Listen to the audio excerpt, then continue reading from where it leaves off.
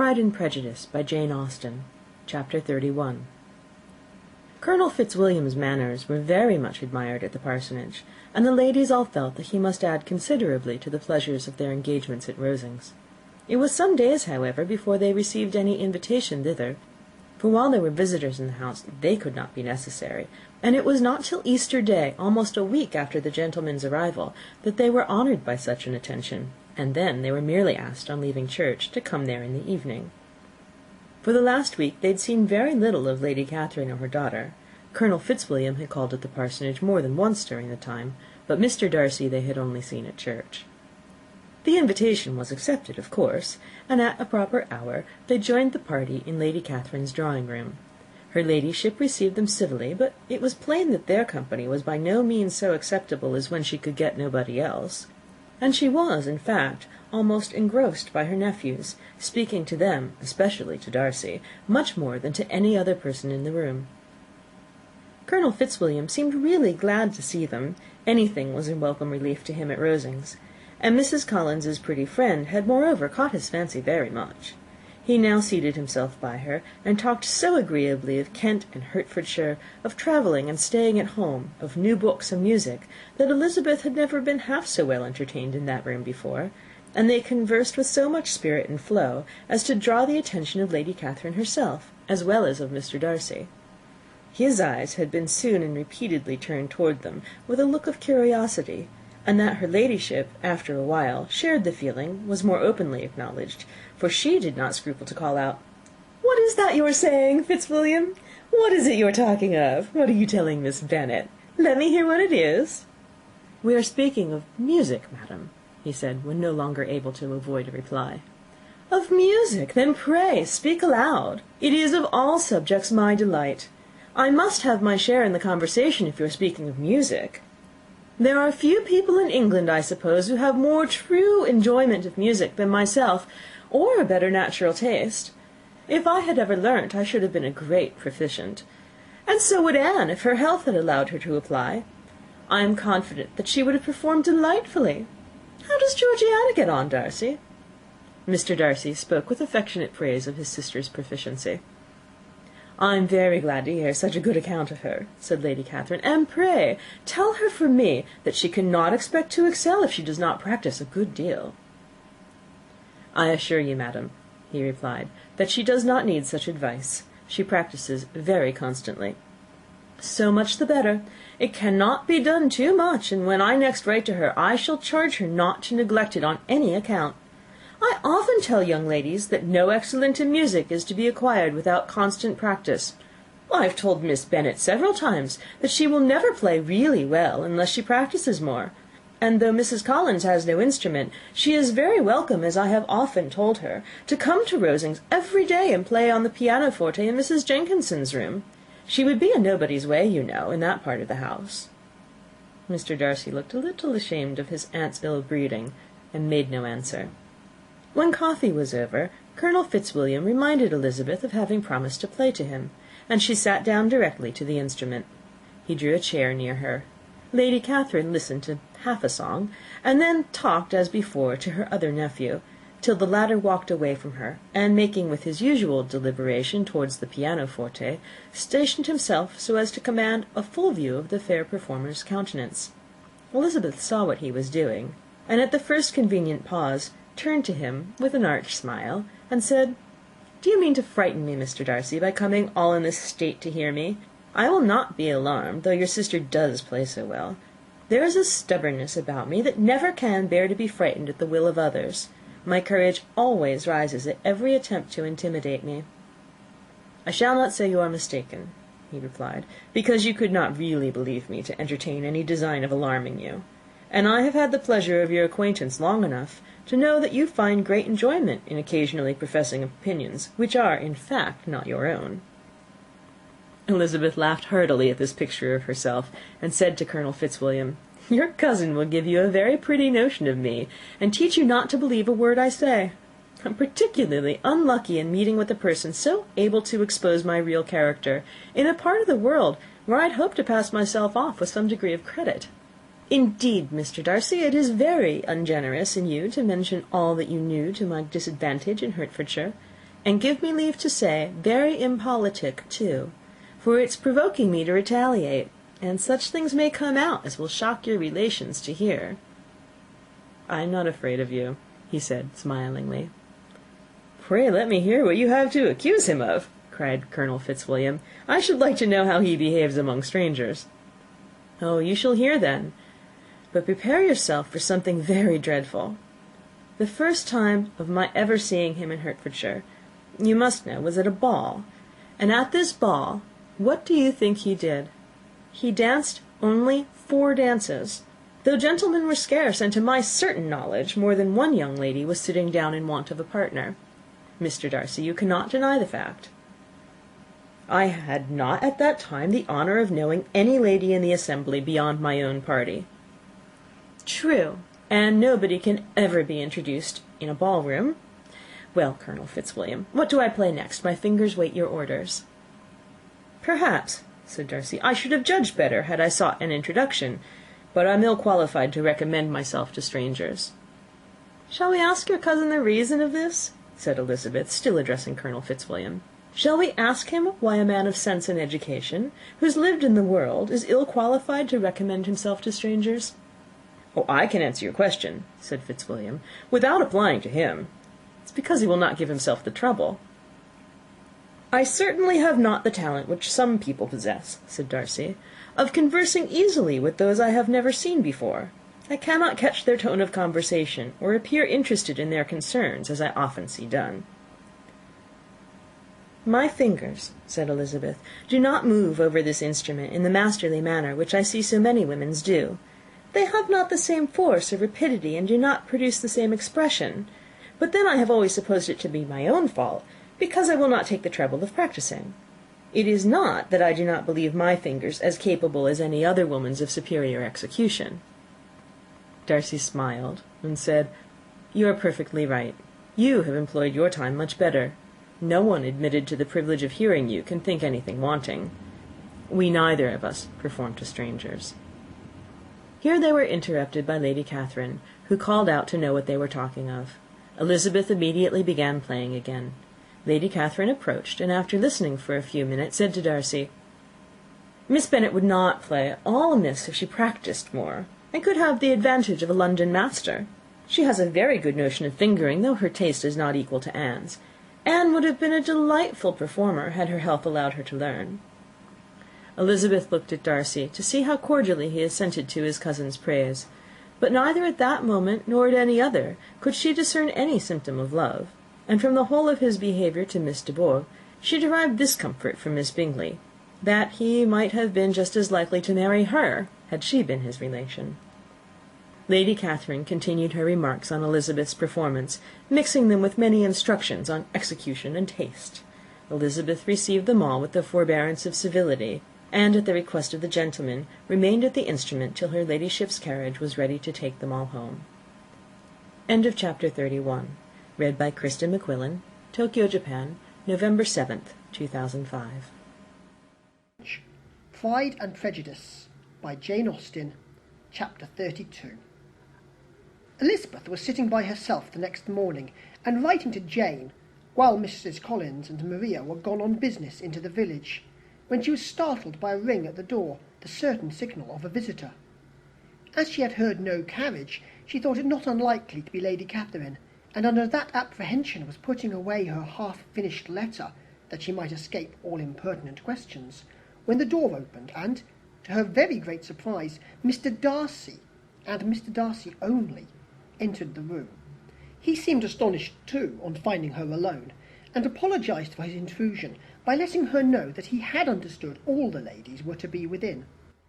They then sat down, and when her inquiries after Rosings were made, seemed in danger of sinking into total silence. It was absolutely necessary, therefore, to think of something, and in this emergence, recollecting when she had seen him last in Hertfordshire, and feeling curious to know what he would say on the subject of their hasty departure, she observed, "How very suddenly you all quitted Netherfield last November, Mr. Darcy. It must have been a most agreeable surprise to Mr. Bingley to see you all after him so soon, for if I recollect right, he went but the day before. He and his sisters were well, I hope, when you left London?" Perfectly so. I thank you. She found that she was to receive no other answer, and after a short pause added, I think I have understood that Mr. Bingley has not much idea of ever returning to Netherfield again. I have never heard him say so, but it is probable that he may spend very little of his time there in the future. He has many friends, and is at a time of life when friends and engagements are continually increasing. If he means to be but little at Netherfield, it would be better for the neighbourhood that he should give up the place entirely, for then we might possibly get a settled family there. But perhaps Mr. Bingley did not take the house so much for the convenience of the neighbourhood as for his own, and we must expect him to keep it or quit it on the same principle. I should not be surprised, said Darcy, if he were to give it up as soon as any eligible purchase offers. Elizabeth made no answer. She was afraid of talking longer of his friend, and having nothing else to say, was now determined to leave the trouble of finding a subject to him. He took the hint, and soon began with, This seems a very comfortable house. Lady Catherine, I believe, did a great deal to it when Mr. Collins first came to Hunsford. I believe she did. I'm sure she could not have bestowed her kindness on a more grateful object. Mr. Collins appears to be very fortunate in his choice of a wife. Yes, indeed. His friends may well rejoice in his having met with one of the very few sensible women who would have accepted him, or have made him happy if they had. My friend has an excellent understanding, though I am not certain that I consider her marrying Mr. Collins as the wisest thing she ever did. She seems perfectly happy, however, and in a prudential light it is certainly a very good match for her. It must be very agreeable for her to be settled within so easy a distance of her own family and friends. An easy distance, do you call it? It's nearly 50 miles. And what is 50 miles of good road? Little more than half a day's journey. Yes, I call it a very easy distance. I should never have considered the distance as one of the advantages of the match, cried Elizabeth. I should never have said Mrs. Collins was settled near her family. It is proof of your own attachment to Hertfordshire. Anything beyond the neighbourhood of Longbourn, I suppose, would appear far. As he spoke, there was a sort of smile, which Elizabeth fancied she understood. He must be supposing her to be thinking of Jane and Netherfield, and she blushed as she answered, I do not mean to say that a woman may not be settled too near her family. The far and the near must be relative, and depend on many varying circumstances. Where there is fortune to make the expenses of travelling unimportant, distance becomes no evil. But that is not the case here. Mr. and Mrs. Collins have a comfortable income, but not such a one as will allow frequent journeys, and I am persuaded my friend would not call herself near her family under less than half the present distance. Mr. Darcy drew his chair a little towards her, and said, You cannot have a right to such very strong local attachment. You cannot have always been at Longbourn. Elizabeth looked surprised. The gentleman experienced some change of feeling. He drew back his chair, took a newspaper from a table, and glancing over it, said, in a colder voice, Are you pleased with Kent? A short dialogue on the subject of the country ensued, on either side calm and concise, and soon put an end to by the entrance of Charlotte and her sister, just returned from her walk. The tete-a-tete surprised them. Mr. Darcy related the mistake which had occasioned his intruding on Miss Bennet, and after sitting a few minutes longer without saying much to anybody, went away. What can be the meaning of this? Said Charlotte as soon as he was gone. My dear Eliza, he must be in love with you, or he would never have called us in this familiar way. But when Elizabeth told of his silence, it did not seem very likely, even to Charlotte's wishes, to be the case, and after various conjectures, they could at last only suppose his visit to proceed from the difficulty of finding anything to do, which was the more probable from the time of year. All field sports were over. Within doors there was Lady Catherine, books, and a billiard table, but gentlemen cannot always be within doors, and in the nearness of the parsonage, or the pleasantness of the walk to it, or of the people who lived in it, the two cousins found a temptation from this period of walking thither almost every day. They called at various times of the morning, sometimes separately, sometimes together, and now and then accompanied by their aunt. It was plain to them all that Colonel Fitzwilliam came because he had pleasure in their society, a persuasion which of course recommended him still more, and Elizabeth was reminded by her own satisfaction in being with him, as well as by her evident admiration of her former favourite George Wickham, and though in comparing them she saw there was less captivating softness in Colonel Fitzwilliam's manners, she believed he might have the best informed mind. But why Mr. Darcy came so often to the parsonage it was more difficult to understand. It could not be for society, as he frequently sat there 10 minutes together without opening his lips, and when he did speak, it seemed the effort of necessity rather than of choice, a sacrifice to propriety, not a pleasure to himself. He seldom appeared really animated. Mrs. Collins knew not what to make of him. Colonel Fitzwilliam's occasionally laughing at his stupidity proved that he was generally different, which her own knowledge of him could not have told her.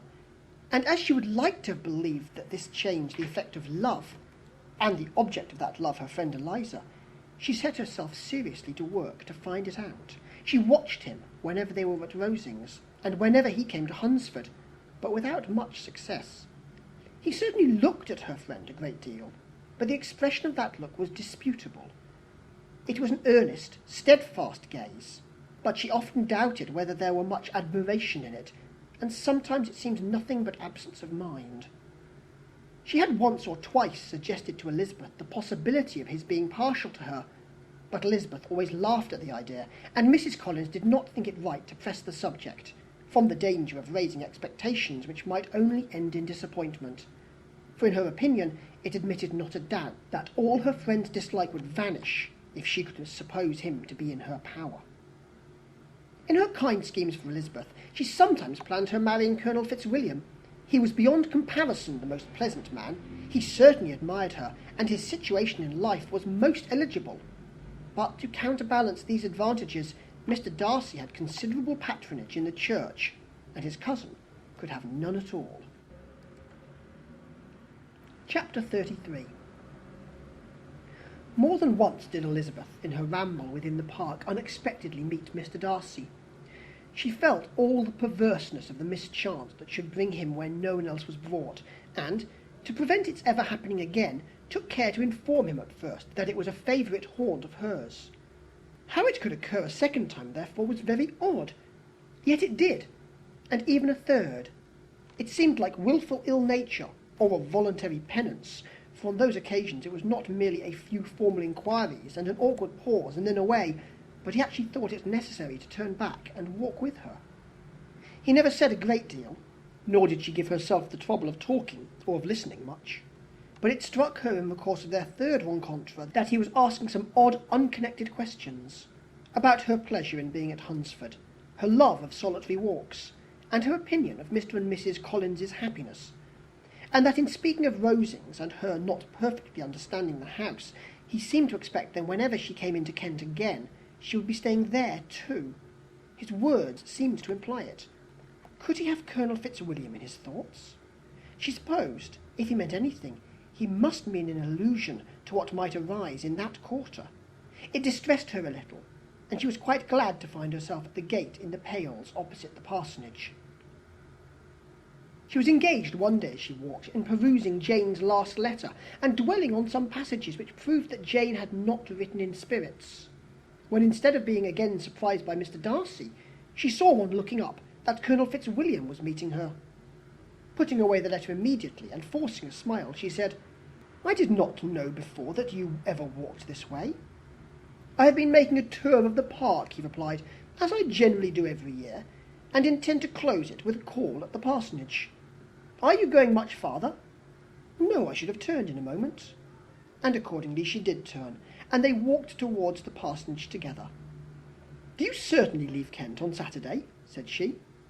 "Yes, if Darcy does not put it off again, but I am at his disposal. He arranges the business just as he pleases. And if not able to please himself in the arrangement, he has at least pleasure in the great power of choice. I do not know anybody who seems to enjoy the power of doing what he likes more than Mr. Darcy." "He likes to have his own way very well," replied Colonel Fitzwilliam, "but so we all do. It is only that he has better means of having it than many others, because he is rich, and many others are poor. I speak feelingly. A younger son, you know, must be inured to self-denial and dependence. In my opinion, the younger son of an earl can know very little of either. Now, seriously, What have you ever known of self-denial and dependence? When have you been prevented by want of money from going wherever you choose, or procuring anything you had a fancy for? These are home questions, and perhaps I cannot say that I have experienced many hardships of that nature. But in matters of greater weight, I may suffer from want of money. Younger sons cannot marry where they like, unless where they like women of fortune, which I think they very often do. Our habits of expense make us too dependent, and there are too many in my rank of life who can afford to marry without some attention to money. Is this, thought Elizabeth, meant for me? And she coloured at the idea, but recovering herself, said in a lively tone, "And pray, what is the usual price of an earl's younger son? Unless the elder brother is very sickly, I suppose you would not ask above £50,000? He answered her in the same style, and the subject dropped. To interrupt a silence which might make him fancy her affected with what had passed, she soon afterwards said, "I imagine your cousin brought you down with him chiefly for the sake of having someone at his disposal. I wonder he does not marry to secure a lasting convenience of that kind. But perhaps his sister does as well for the present, and as she is under his sole care, he may do what he likes with her." "No," said Colonel Fitzwilliam, "that is an advantage which he must divide with me. I am joined with him in the guardianship of Miss Darcy." "Are you indeed? And pray what sort of guardians do you make? Does your charge give you much trouble? Young ladies of her age are sometimes a little difficult to manage, and if she has the true Darcy spirit, she may like to have her own way." As she spoke, she observed him looking at her earnestly, and the manner in which he immediately asked her why she supposed Miss Darcy likely to give them any uneasiness convinced her that she had somehow or other got pretty near the truth. She directly replied, "You need not be frightened.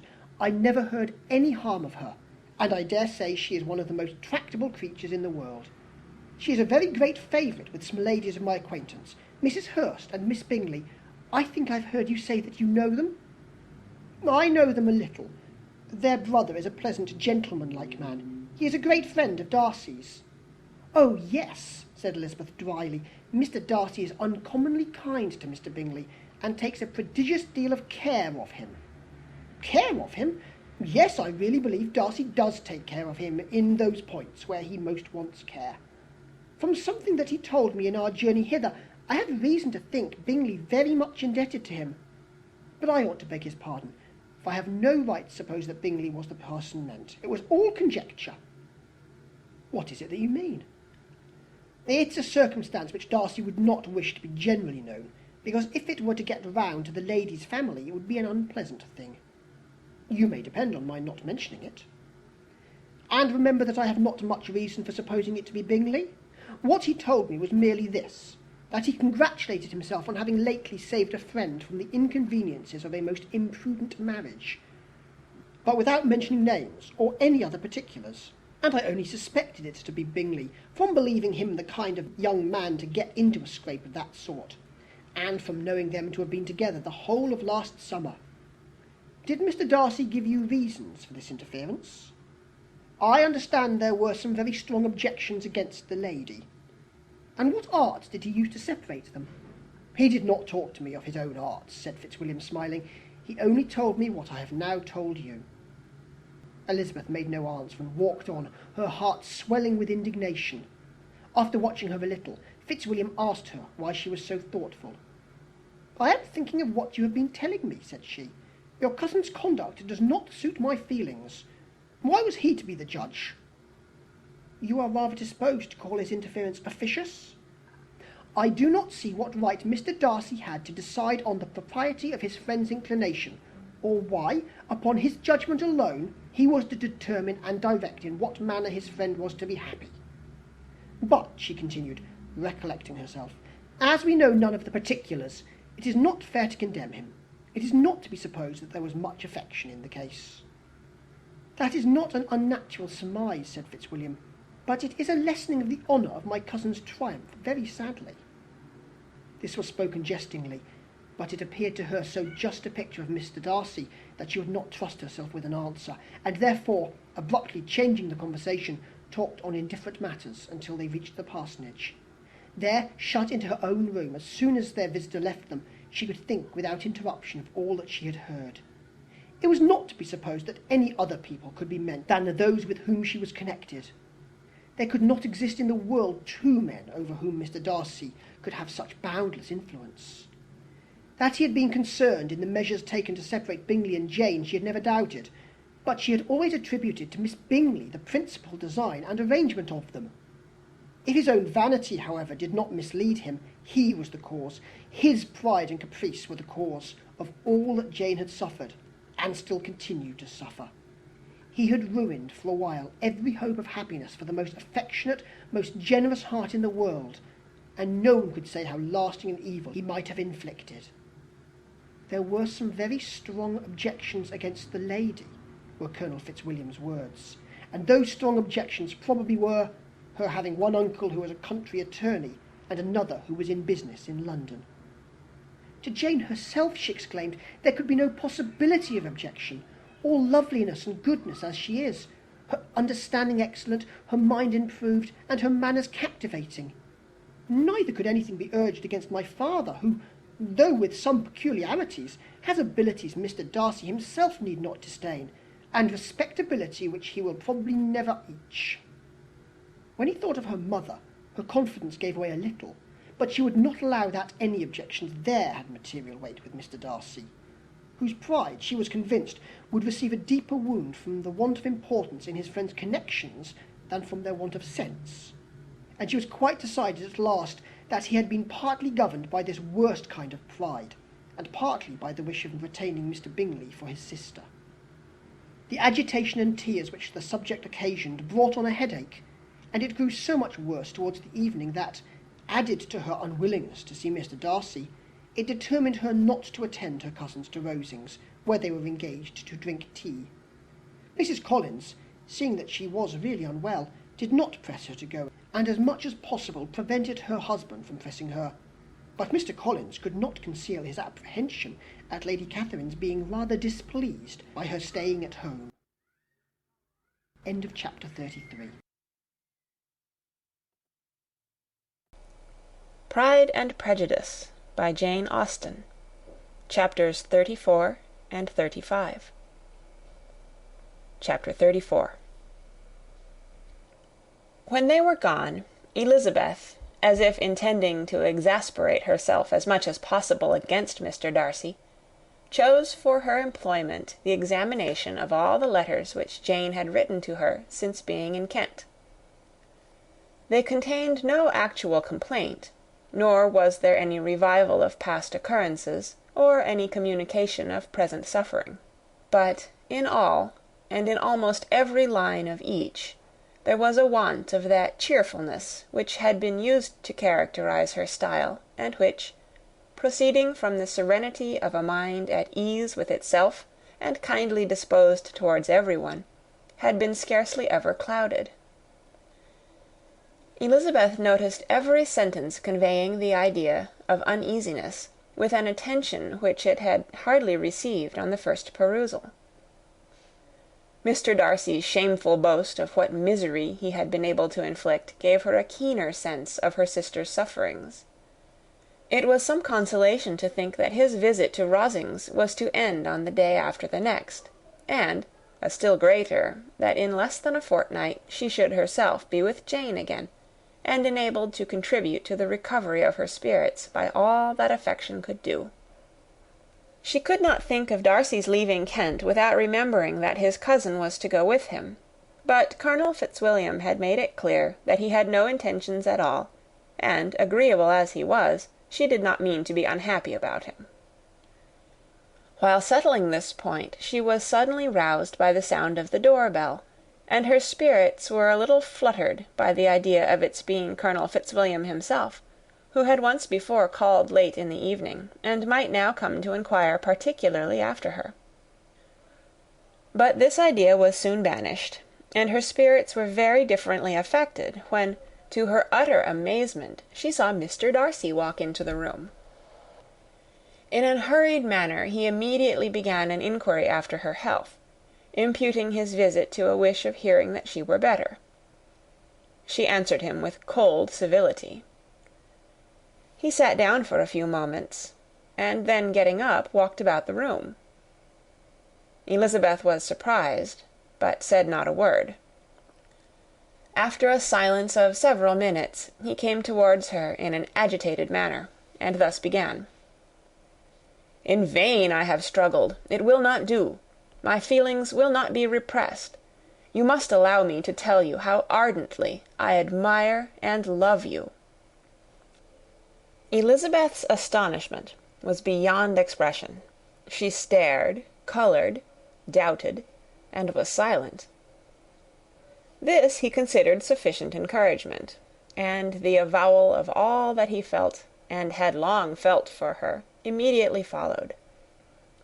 He spoke well, but there were feelings besides those of the heart to be detailed, and he was not more eloquent on the subject of tenderness than of pride.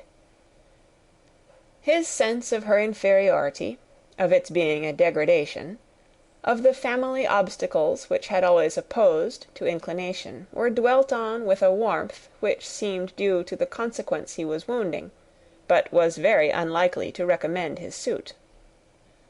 In spite of her deeply rooted dislike, she could not be insensible to the compliment of such a man's affection, and though her intentions did not vary for an instant, she was at first sorry for the pain he was to receive, till, roused to resentment by his subsequent language, she lost all compassion in anger.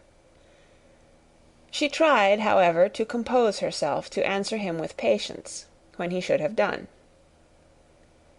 He concluded with representing to her the strength of that attachment which, in spite of all his endeavours, he had found impossible to conquer, and with expressing his hope that it would now be rewarded by her acceptance of his hand.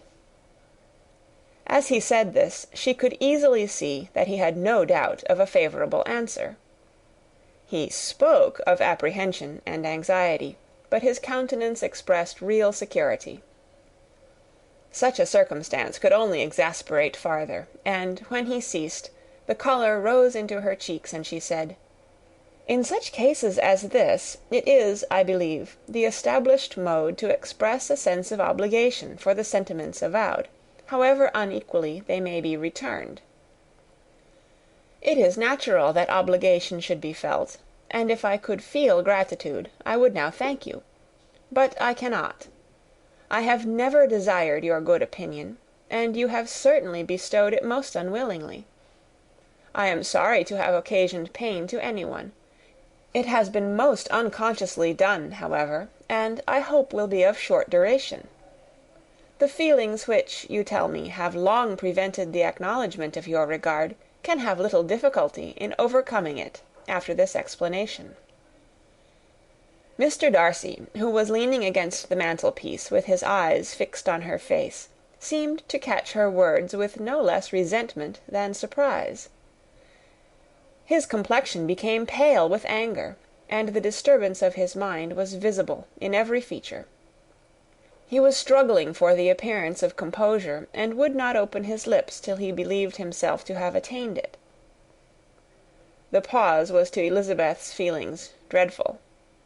At length, with a voice of forced calmness, he said, "And this is all the reply which I am to have the honour of expecting? I might, perhaps, wish to be informed why, with so little endeavour at civility, I am thus rejected. But it is of small importance." "I might as well inquire," replied she, "why, with so evident a desire of offending and insulting me, you chose to tell me that you liked me against your will, against your reason, and even against your character. Was not this some excuse for incivility, if I was uncivil? But I have other provocations, you know I have. Had not my feelings decided against you? Had they been indifferent, or had they even been favourable? Do you think that any consideration would tempt me to accept the man who has been the means of ruining, perhaps for ever, the happiness of a most beloved sister?" As she pronounced these words, Mr. Darcy changed colour, but the emotion was short, and he listened without attempting to interrupt her, while she continued, "I have every reason in the world to think ill of you. no motive can excuse the unjust and ungenerous part you acted there.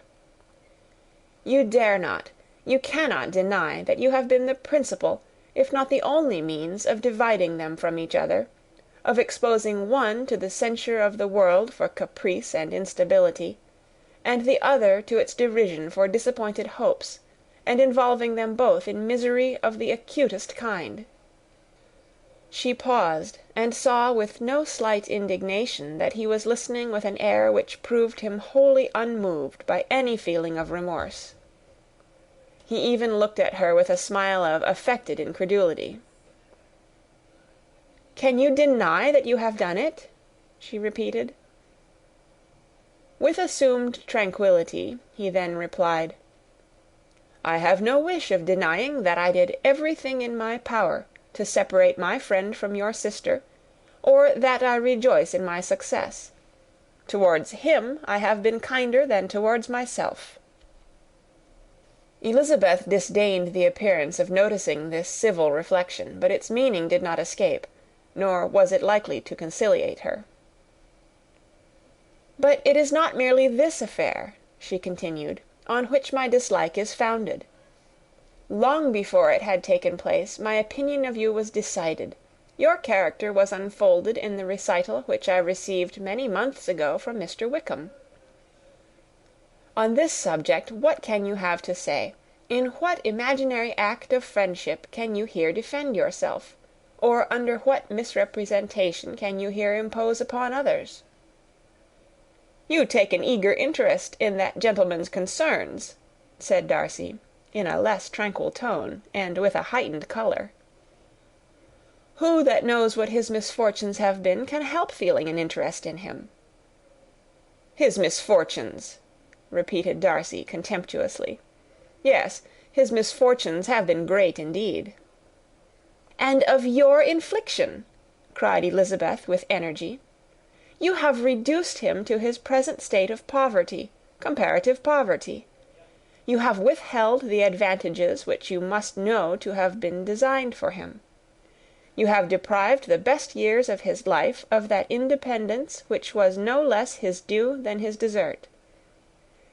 You have done all this, and yet you can treat the mention of his misfortune with contempt and ridicule." "And this," cried Darcy, as he walked with quick steps across the room, "is your opinion of me. This is the estimation in which you hold me. I thank you for explaining it so fully. My faults, according to this calculation, are heavy indeed. But perhaps," added he, stopping in his walk, and turning towards her, "these offences might have been overlooked, had not your pride been hurt by my honest confession of the scruples that had long prevented my forming any serious design. These bitter accusations might have been suppressed, had I, with greater policy, concealed my struggles, and flattered you into the belief of my being impelled by unqualified, unalloyed inclination, by reason, by reflection, by everything. But disguise of every sort is my abhorrence, nor am I ashamed of the feelings I related. They were natural and just. Could you expect me to rejoice in the inferiority of your connections? To congratulate myself on the hope of relations whose condition in life is so decidedly beneath my own?" Elizabeth felt herself growing more angry every moment, yet she tried to the utmost to speak with composure when she said, "You are mistaken, Mr. Darcy, if you suppose that the mode of your declaration affected me in any other way than as it spared the concern which I might have felt in refusing you, had you behaved in a more gentlemanlike manner." She saw him start at this, but he said nothing, and she continued, "You could not have made the offer of your hand in any possible way that would have tempted me to accept it." Again his astonishment was obvious, and he looked at her with an expression of mingled incredulity and mortification. She went on, "From the very beginning, from the first moment, I may almost say, of my acquaintance with you, your manners, impressing me with the fullest belief of your arrogance, your conceit, and your selfish disdain for the feelings of others, were such as to form the groundwork of disapprobation on which succeeding events have built so immovable a dislike, and I had not known you a month before I felt that you were the last man in the world whom I could ever be prevailed on to marry." "You have said quite enough, madam. I perfectly comprehend your feelings, and have now only to be ashamed of what my own have been. Forgive me for having taken up so much of your time, and accept my best wishes for your health and happiness." And with these words he hastily left the room, and Elizabeth heard him the next moment open the front door and quit the house. The tumult of her mind was now painfully great. She knew not how to support herself, and from actual weakness sat down and cried for half an hour. Her astonishment, as she reflected on what had passed, was increased by every review of it. That she should receive an offer of marriage from Mr. Darcy! That he should have been in love with her for so many months! So much in love as to wish to marry her in spite of all the objections which had made him prevent his friends marrying her sister, and which must appear at least with equal force in his own case, was almost incredible. It was gratifying to have inspired unconsciously so strong an affection.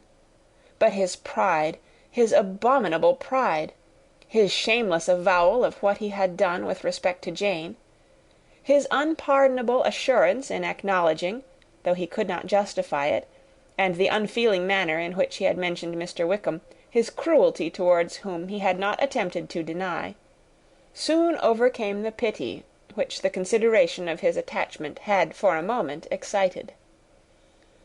She continued in very agitated reflections till the sound of Lady Catherine's carriage made her feel how unequal she was to encounter Charlotte's observation, and hurried her away to her room. Chapter 34. Chapter 35. Elizabeth awoke the next morning to the same thoughts and meditations which had at length closed her eyes. She could not yet recover from the surprise of what had happened. It was impossible to think of anything else, and, totally indisposed for employment, she resolved, soon after breakfast, to indulge herself in air and exercise. She was proceeding directly to her favourite walk, when the recollection of Mr. Darcy's sometimes coming there stopped her, and instead of entering the park, she turned up the lane, which led farther from the turnpike road. The park paling was still the boundary on one side, and she soon passed one of the gates into the ground. After walking 2 or 3 times along that part of the lane, she was tempted, by the pleasantness of the morning, to stop at the gates and look into the park. The 5 weeks which she had now passed in Kent had made a great difference in the country, and every day was adding to the verdure of the early trees. She was on the point of continuing her walk, when she caught a glimpse of a gentleman within the sort of grove which edged the park. He was moving that way, and, fearful of its being Mr. Darcy, she was directly retreating. But the person who advanced was now near enough to see her, and, stepping forward with eagerness, pronounced her name. She had turned away, but on hearing herself called, though in a voice which proved it to be Mr. Darcy, she moved again towards the gate. He had by that time reached it also, and, holding out a letter, which she instinctively took, said, with a look of haughty composure, "I have been walking in the grove some time, in the hope of meeting you. Will you do me the honour of reading that letter?" And then, with a slight bow, turned again into the plantation, and was soon out of sight. With no expectation of pleasure, but with the strongest curiosity, Elizabeth opened the letter, and to her still increasing wonder perceived an envelope containing 2 sheets of letter paper, written quite through, in a very close hand. The envelope itself was likewise full. Pursuing her way along the lane, she then began it. It was dated from Rosings, at 8 o'clock in the morning, and was as follows: Be not alarmed, madam, on receiving this letter, by the apprehension of its containing any repetition of those sentiments or renewal of those offers which were last night so disgusting to you. I write without any intention of paining you, or humbling myself, by dwelling on wishes which, for the happiness of both, cannot be too soon forgotten; and the effort which the formation and the perusal of this letter must occasion should have been spared, had not my character required it to be written and read. You must therefore pardon the freedom with which I demand your attention. Your feelings, I know, will bestow it unwillingly, but I demand it of your justice. Two offences of a very different nature, and by no means of equal magnitude, you last night laid to my charge. The first mentioned was, that, regardless of the sentiments of either, I had detached Mr. Bingley from your sister; and the other, that I had, in defiance of various claims, in defiance of honour and humanity, ruined the immediate prosperity and blasted the prospects of Mr. Wickham. Wilfully and wantonly to have thrown off the companion of my youth, the acknowledged favourite of my father, a young man who had scarcely any other dependence than on our patronage, and who had been brought up to expect its exertion, would be a depravity to which the separation of two young persons, whose affection could be the growth of only a few weeks, could bear no comparison. But from the severity of that blame which was last night so liberally bestowed, respecting each circumstance, I shall hope to be in the future secured, when the following account of my actions and their motives has been read. If, in the explanation of them, which is due to myself, I am under the necessity of relating feelings which may be offensive to yours, I can only say that I am sorry.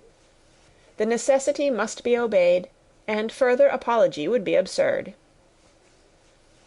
I had not been long in Hertfordshire before I saw, in common with others, that Bingley preferred your elder sister to any other young woman in the country. But it was not till the evening of the dance at Netherfield that I had any apprehension of his feeling a serious attachment. I had often seen him in love before. At that ball, while I had the honour of dancing with you, I was first made acquainted, by Sir William Lucas's accidental information, that Bingley's attentions to your sister had given rise to a general expectation of their marriage. He spoke of it as a certain event, of which the time alone could be undecided. From that moment I observed my friend's behaviour attentively, and I could then perceive that his partiality for Miss Bennet was beyond what I had ever witnessed in him. Your sister I also watched. Her look and manners were open, cheerful, and engaging as ever, but without any symptom of peculiar regard; and I remained convinced from the evening's scrutiny that though she received his attentions with pleasure, she did not invite them by any participation of sentiment.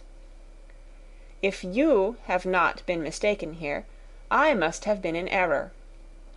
Your superior knowledge of your sister must make the latter probable. If it be so, if I have been misled by such error to inflict pain on her, your resentment has not been unreasonable. But I shall not scruple to assert that the serenity of your sister's countenance and air was such as might have given the most acute observer a conviction that, however amiable her temper, her heart was not likely to be easily touched. That I was desirous of believing her indifferent is certain, but I will venture to say that my investigation and decisions are not usually influenced by my hopes or fears. I did not believe her to be indifferent because I wished it. I believed it on impartial conviction, as truly as I wished it in reason. My objections to the marriage were not merely those which I last night acknowledged to have the utmost force of passion to put aside, in my own case. The want of connection could not be so great an evil to my friend as to me. But there were other causes of repugnance, causes which, though still existing, and existing to an equal degree in both instances, I had myself endeavoured to forget, because they were not immediately before me. These causes must be stated, though briefly. The situation of your mother's family, though objectionable, was nothing in comparison to that total want of propriety so frequently, so almost uniformly betrayed by herself, by your 3 younger sisters, and occasionally even by your father. Pardon me, it pains me to offend you, but amidst your concern for the defects of your nearest relations, and your displeasure at this representation of them, let it give you consolation to consider that, to have conducted yourselves so as to avoid any share of the like censure, is praise no less generally bestowed on you and your elder sister, than it is honourable to the sense and disposition of both. I will only say farther, that from what passed that evening, my opinion of all parties was confirmed, and every inducement heightened which could have led me before to preserve my friend from what I esteemed a most unhappy connection. He left Netherfield for London on the day following, as you, I am certain, remember, with the design of soon returning. The part which I acted is now to be explained. His sister's uneasiness had been equally excited with my own. Our coincidence of feeling was soon discovered, and, alike sensible that no time was to be lost in detaching their brother, we shortly resolved on joining him directly in London. We accordingly went, and there I readily engaged in the office of pointing out to my friend the certain evils of such a choice. I described and enforced them earnestly. But, however this remonstrance might have staggered or delayed his determination, I do not suppose that it would ultimately have prevented the marriage, had it not been seconded by the assurance that I hesitated not in giving of your sister's indifference. He had before believed her to return his affection with sincere, if not with equal, regard. But Bingley has great natural modesty, with a stronger dependence on my judgment than on his own. To convince him, therefore, that he had deceived himself was no very difficult point. To persuade him against returning into Hertfordshire, when that conviction had been given, was scarcely the work of a moment. I cannot blame myself for having done thus much. There is but one part of my conduct in the whole affair on which I do not reflect with satisfaction. It is that I condescended to adopt the measures of art so far as to conceal from him your sister's being in town. I knew it myself, as it was known to Miss Bingley, but her brother is even yet ignorant of it. That they might have met without ill consequence is perhaps probable, but his regard did not appear to me enough extinguished for him to see her without some danger. Perhaps this concealment, this disguise, was beneath me. It is done, however, and it was done for the best. On this subject I have nothing more to say, no other apology to offer. If I have wounded your sister's feelings, it was unknowingly done, and though the motives which governed me may to you very naturally appear insufficient, I have not yet learnt to condemn them. With respect to that other, more weighty accusation, of having injured Mr. Wickham, I can only refute it by laying before you the whole of his connection with my family. Of what he has particularly accused me I am ignorant, but of the truth of what I shall relate I can summon more than one witness of undoubted veracity. Mr. Wickham is the son of a very respectable man, who had for many years the management of all the Pemberley estates, and whose good conduct in the discharge of his trust naturally inclined my father to be of service to him. And on George Wickham, who was his godson, his kindness was therefore liberally bestowed. My father supported him at school, and afterwards at Cambridge, most important assistance, as his own father, always poor from the extravagance of his wife, would have been unable to give him a gentleman's education. My father was not only fond of this young man's society, whose manners were always engaging. He had also the highest opinion of him, and, hoping the church would be his profession, intended to provide for him in it. As for myself, it is many, many years since I first began to think of him in a very different manner. The vicious propensities, the want of principle, which he was careful to guard from the knowledge of his best friend, could not escape the observation of a young man of nearly the same age with himself, and who had opportunities of seeing him in unguarded moments, which Mr. Darcy could not have. Here again I shall give you pain, to what degree you only can tell.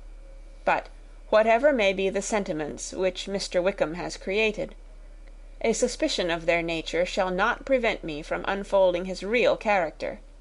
It adds even another motive. My excellent father died about 5 years ago, and his attachment to Mr. Wickham was to the last so steady that in his will he particularly recommended it to me, to promote his advancement in the best manner that his profession might allow, and if he took orders, desired that a valuable family living might be his as soon as it became vacant. There was also a legacy of £1,000. His own father did not long survive mine, and within half a year from these events Mr. Wickham wrote to inform me that, having finally resolved against taking orders, he hoped I should not think it unreasonable for him to expect some more immediate pecuniary advantage in lieu of the preferment by which he could not be benefited. He had some intention, he added, of studying law, and I must be aware that the interest of £1,000 would be a very insufficient support therein. I rather wished than believed him to be sincere, but at any rate was perfectly ready to accede to his proposal. I knew that Mr. Wickham ought not to be a clergyman. The business was therefore soon settled.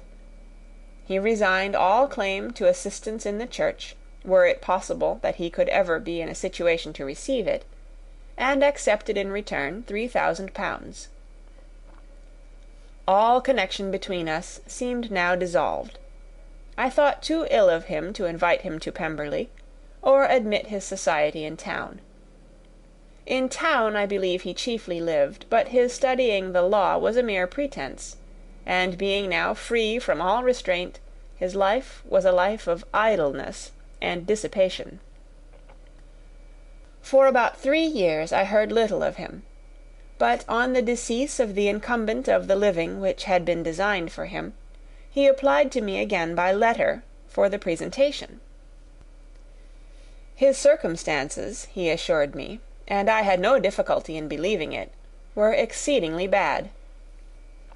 He had found the law a most unprofitable study, and was now absolutely resolved on being ordained, if I would present him to the living in question, of which he trusted there could be little doubt, as he was well assured that I had no other person to provide for, and I could not have forgotten my revered father's intentions. You will hardly blame me for refusing to comply with this entreaty, or for resisting every repetition to it. His resentment was in proportion to the distress of his circumstances, and he was doubtless as violent in his abuse of me to others as in his reproaches to myself. After this period every appearance of acquaintance was dropped. How he lived I know not, but last summer he was again most painfully obtruded on my notice. I must now mention a circumstance which I would wish to forget myself, and which no obligation less than the present should induce me to unfold to any human being. Having said thus much, I feel no doubt of your secrecy. My sister, who is more than 10 years my junior, was left to the guardianship of my mother's nephew, Colonel Fitzwilliam, and myself. About a year ago she was taken from school, and an establishment formed for her in London, and last summer she went with the lady who presided over it to Ramsgate, and thither also went Mr. Wickham, undoubtedly by design, for there proved to have been a prior acquaintance between him and Mrs. Young, in whose character we were most unhappily deceived. and by her connivance and aid he so far recommended himself to Georgiana, whose affectionate heart retained a strong impression of his kindness to her as a child, that she was persuaded to believe herself in love, and to consent to an elopement. She was then but 15, which must be her excuse, and after stating her imprudence, I am happy to add that I owed the knowledge of it to herself. I joined them unexpectedly, a day or two before the intended elopement, and then Georgiana, unable to support the idea of grieving and offending a brother whom she almost looked up to as a father, acknowledged the whole to me. You may imagine what I felt, and how I acted. Regard for my sister's credit and feelings prevented any public exposure, but I wrote to Mr. Wickham, who left the place immediately, and Mrs. Young was of course removed from her charge.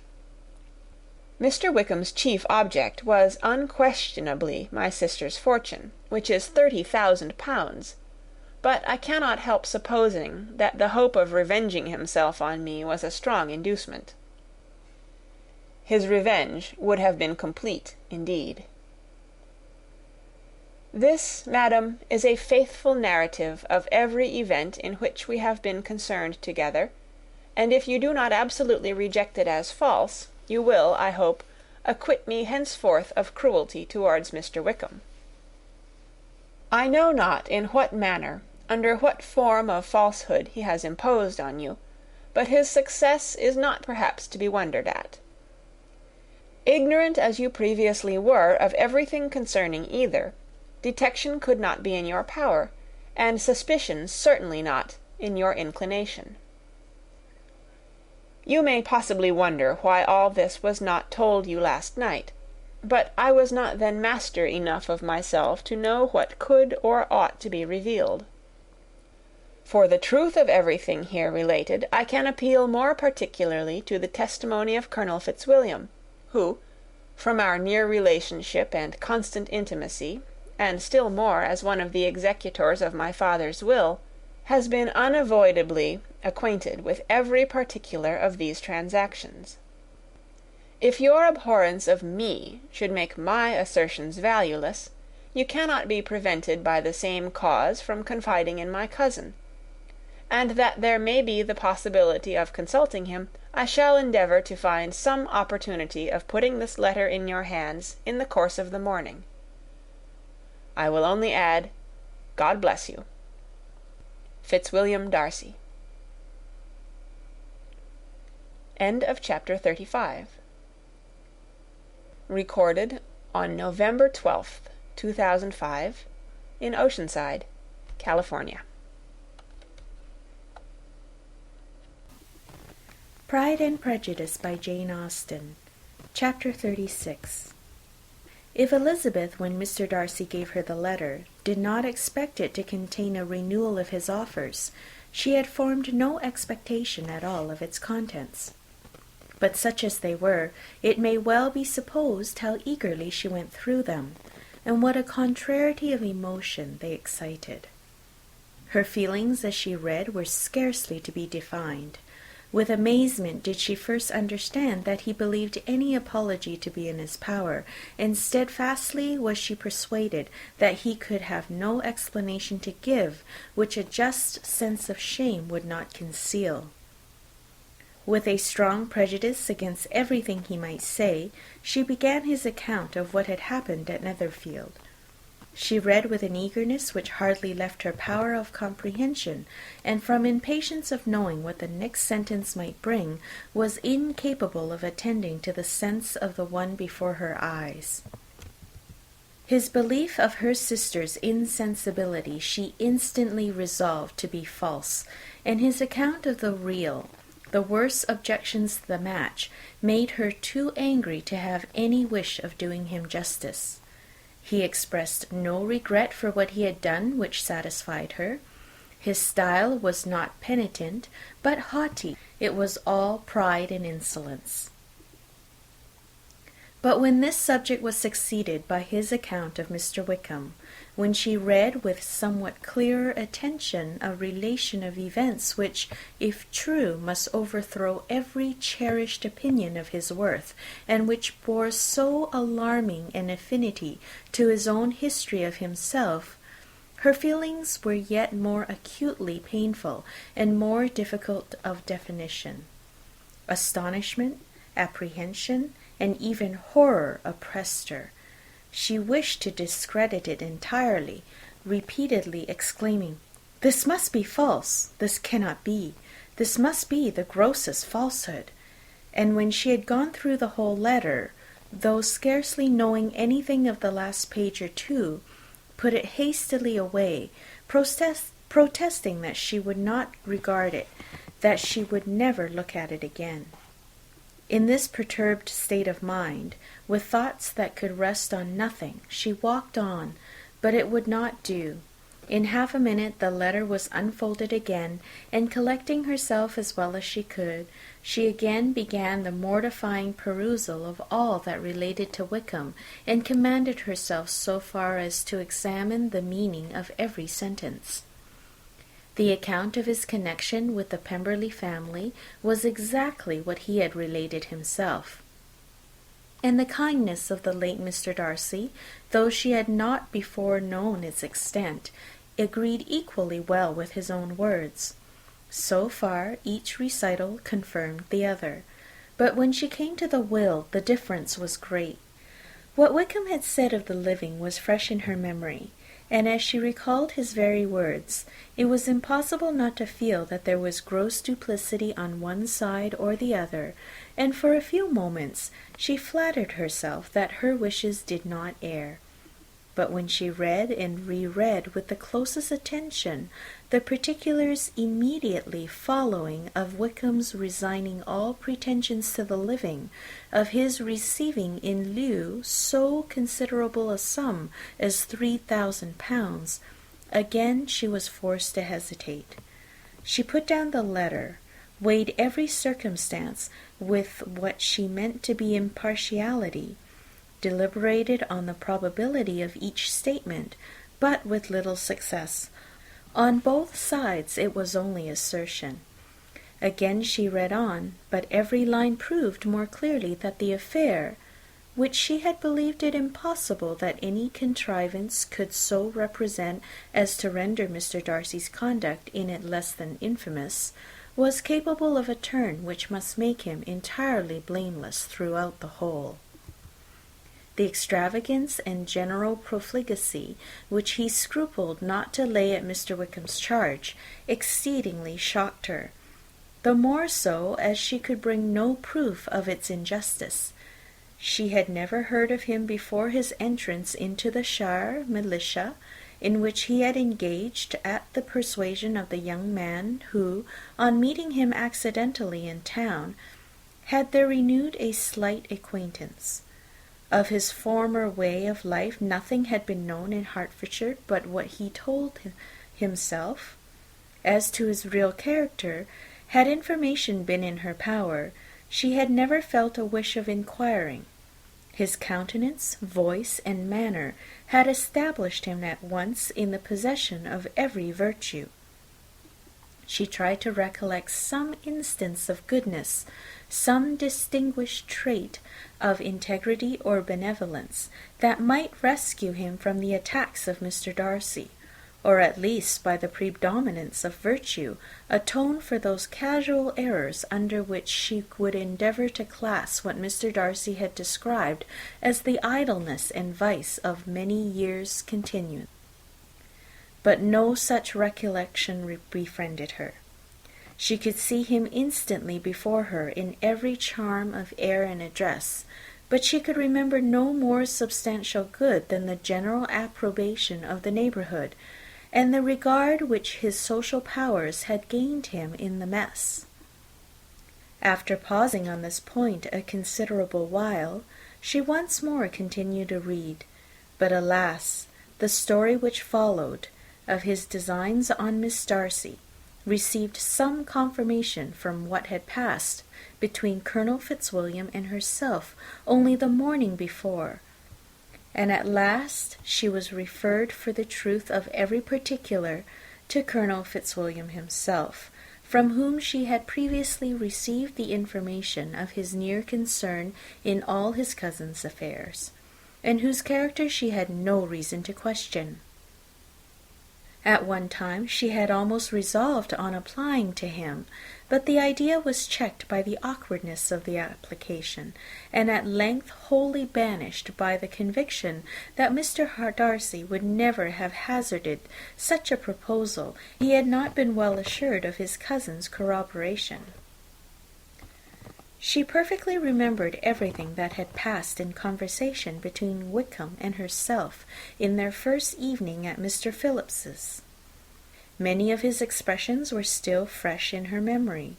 She was now struck with the impropriety of such communications to a stranger, and wondered it had escaped her before.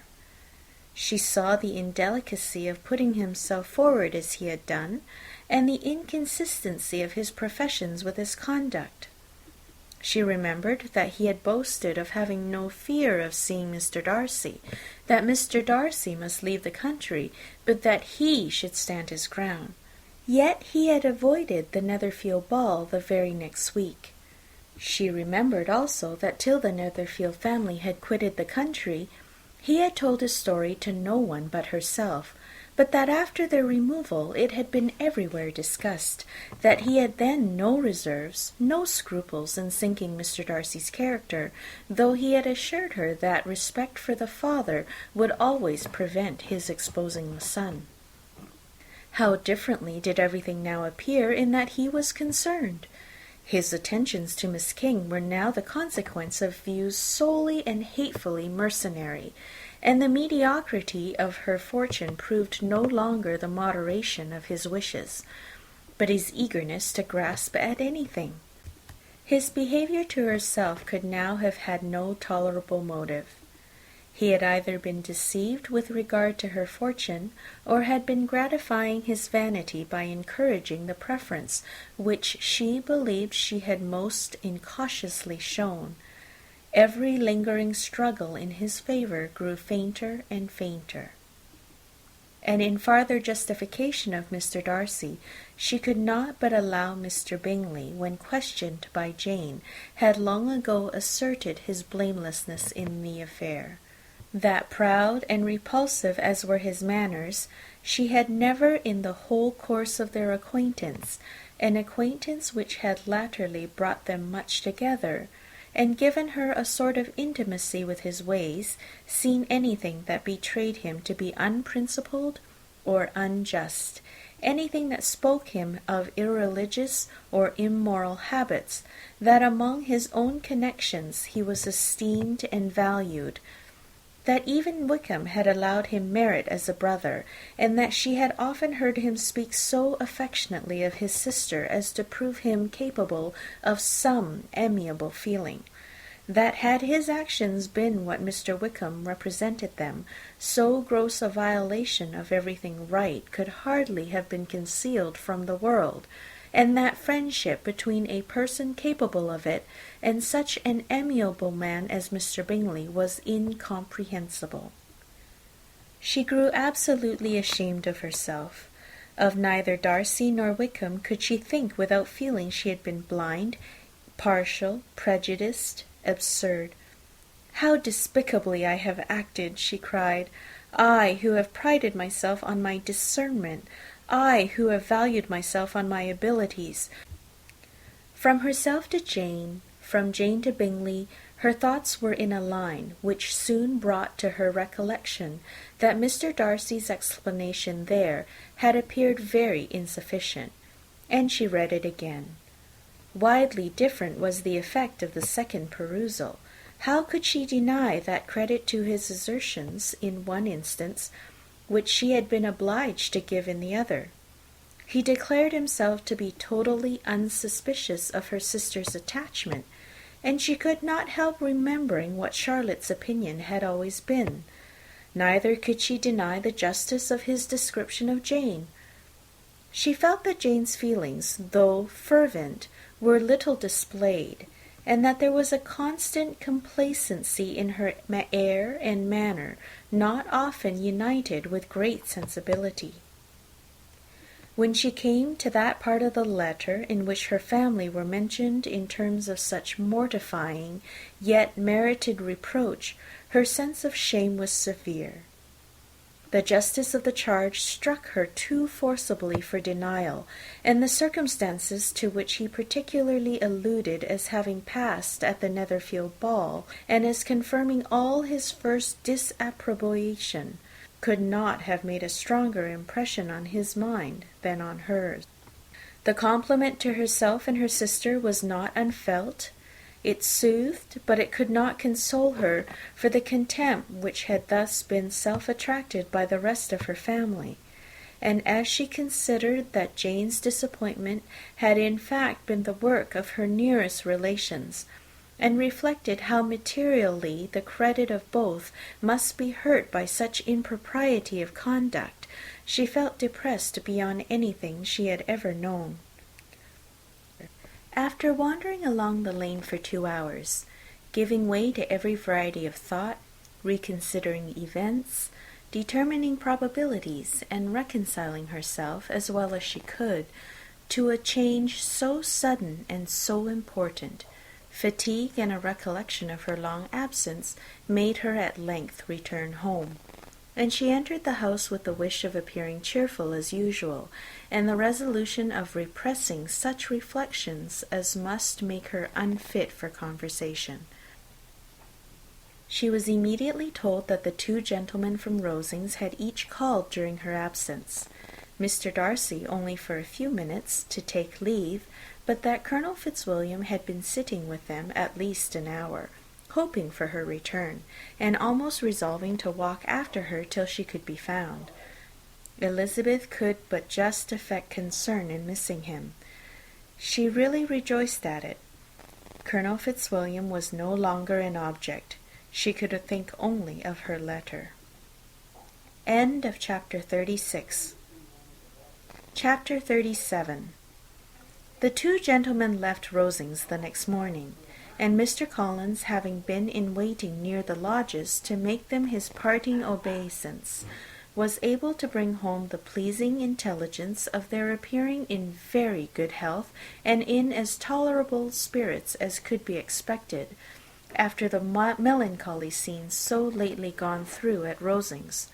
To Rosings he then hastened to console Lady Catherine and her daughter, and on his return brought back with great satisfaction a message from her ladyship, importing that she felt herself so dull as to make her very desirous of having them all to dine with her.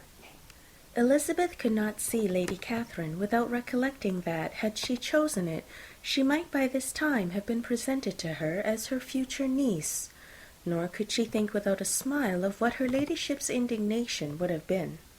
What would she have said? How would she have behaved? Were questions with which she amused herself. Their first subject was the diminution of the Rosings party.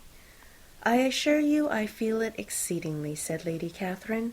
"I believe no one feels the loss of friends as much as I do, but I am particularly attached to these young men, and know them to be so much attached to me. They were excessively sorry to go, but so they always are." The dear Colonel rallied his spirits tolerably till just at last, but Darcy seemed to feel it more acutely, I think, than last year. His attachment to Rosings certainly increases. Mr. Collins had a compliment and an allusion to throw in here, which were kindly smiled on by the mother and daughter.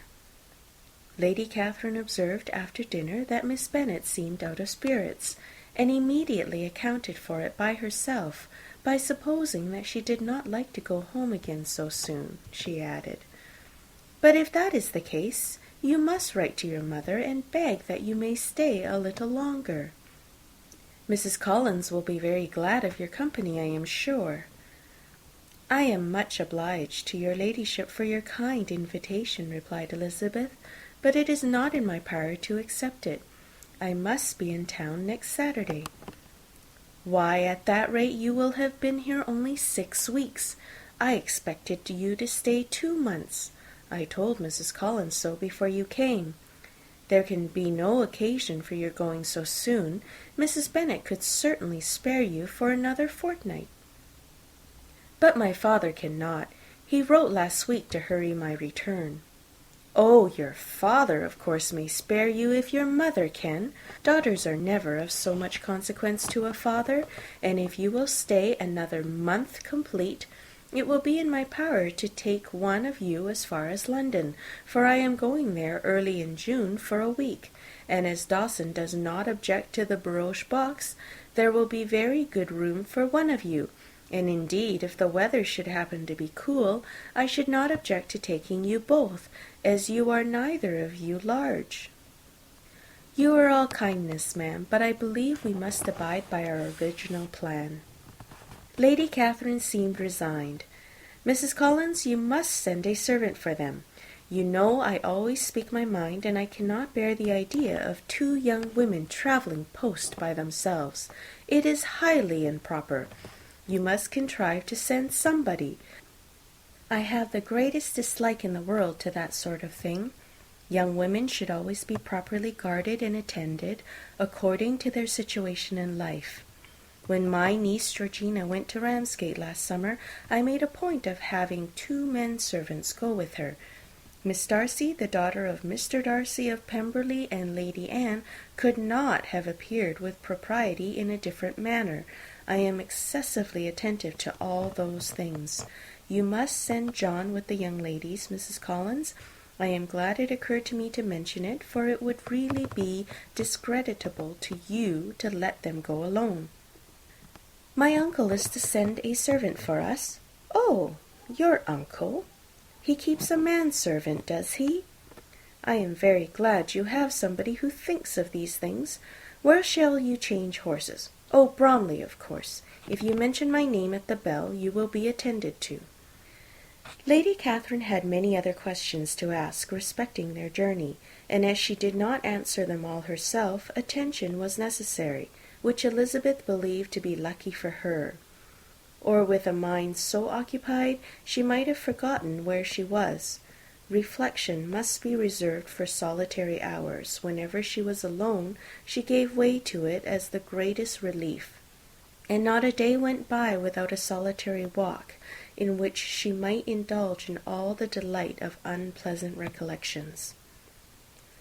Mr. Darcy's letter she was in a fair way of soon knowing by heart. She studied every sentence, and her feelings towards its writer were at times widely different. When she remembered the style of his address, she was still full of indignation. But when she considered how unjustly she had condemned and upbraided him, her anger was turned against herself, and his disappointed feelings became the object of compassion. His attachment excited gratitude, his general character respect, but she could not approve him, nor could she for a moment repent her refusal or feel the slightest inclination ever to see him again. In her own past behavior there was a constant source of vexation and regret, and in the unhappy defects of her family a subject of yet heavier chagrin. They were hopeless of remedy. Her father, contented with laughing at them, would never exert himself to restrain the wild giddiness of his youngest daughters, and her mother, with manners so far from right herself, was entirely insensible to the evil. Elizabeth had frequently united with Jane in an endeavour to check the imprudence of Catherine and Lydia, but while they were supported by their mother's indulgence, what chance could there be of improvement? Catherine, weak-spirited, irritable, and completely under Lydia's guidance, had always been affronted by their advice, and Lydia, self-willed and careless, would scarcely give them a hearing. They were ignorant, idle, and vain. While there was an officer in Meryton, they would flirt with him, and while Meryton was within a walk of Longbourn, they would be going there forever. Anxiety on Jane's behalf was another prevailing concern, and Mr. Darcy's explanation, by restoring Bingley to all her former good opinion, heightened the sense of what Jane had lost. His affection was proved to have been sincere, and his conduct cleared of all blame, unless any could attach to the implicitness of his confidence in his friend. How grievous, then, was the thought that, of a situation so desirable in every respect, so replete with advantage, so promising for her happiness, Jane had been deprived by the folly and indecorum of her own family. When to these recollections was added the development of Wickham's character, it may be easily believed that the happy spirits, which had seldom been depressed before, were now so much affected as to make it impossible for her to appear tolerably cheerful. Their engagements at Rosings were as frequent during the last week of their stay as they had been at first. The very last evening was spent there, and her ladyship again inquired minutely into the particulars of their journey, gave them directions as to the best method of packing, and was so urgent on the necessity of placing gowns in the only right way, that Maria thought herself obliged on her return to undo all the work of the morning and pack her trunk afresh. When they parted, Lady Catherine, with great condescension, wished them a good journey, and invited them to come to Hunsford again next year, and Miss de Bourgh exerted herself so far as to curtsy and hold out her hand to both. End of chapter 37. Pride and Prejudice by Jane Austen. Chapter 38. On Saturday morning, Elizabeth and Mr. Collins met for breakfast a few minutes before the others appeared, and he took the opportunity of paying the parting civilities which he deemed indispensably necessary. "I know not, Miss Elizabeth," said he, "whether Mrs. Collins has yet expressed her sense of your kindness in coming to us, but I am very certain you will not leave the house without receiving her thanks for it. The favour of your company has been much felt, I assure you. We know how little there is to tempt anyone in our humble abode, our plain manner of living, our small rooms and few domestics, and the little we see of the world must make Hunsford extremely dull to a young lady like yourself, but I hope you will believe us grateful for the condescension, and that we have done everything in our power to prevent your spending your time unpleasantly." Elizabeth was eager with her thanks and assurances of happiness. She had spent 6 weeks with great enjoyment, and the pleasure of being with Charlotte and the kind attentions she had received must make her feel the obliged.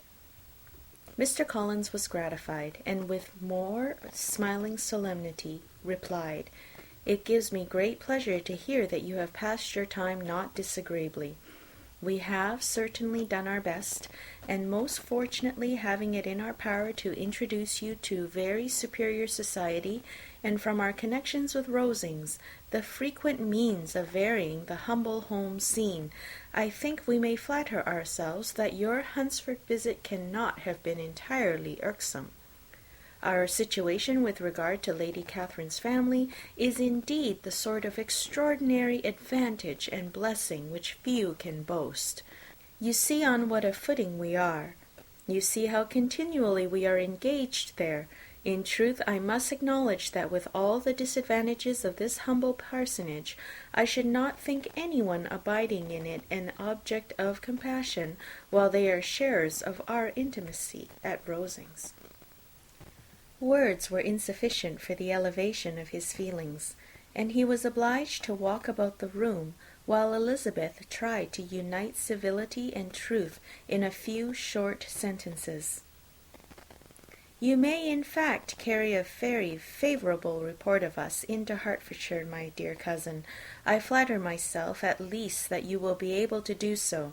Lady Catherine's great attentions to Mrs. Collins you have been a daily witness of, and altogether I trust it does not appear that your friend has drawn an unfortunate, but on this point it will be as well to be silent.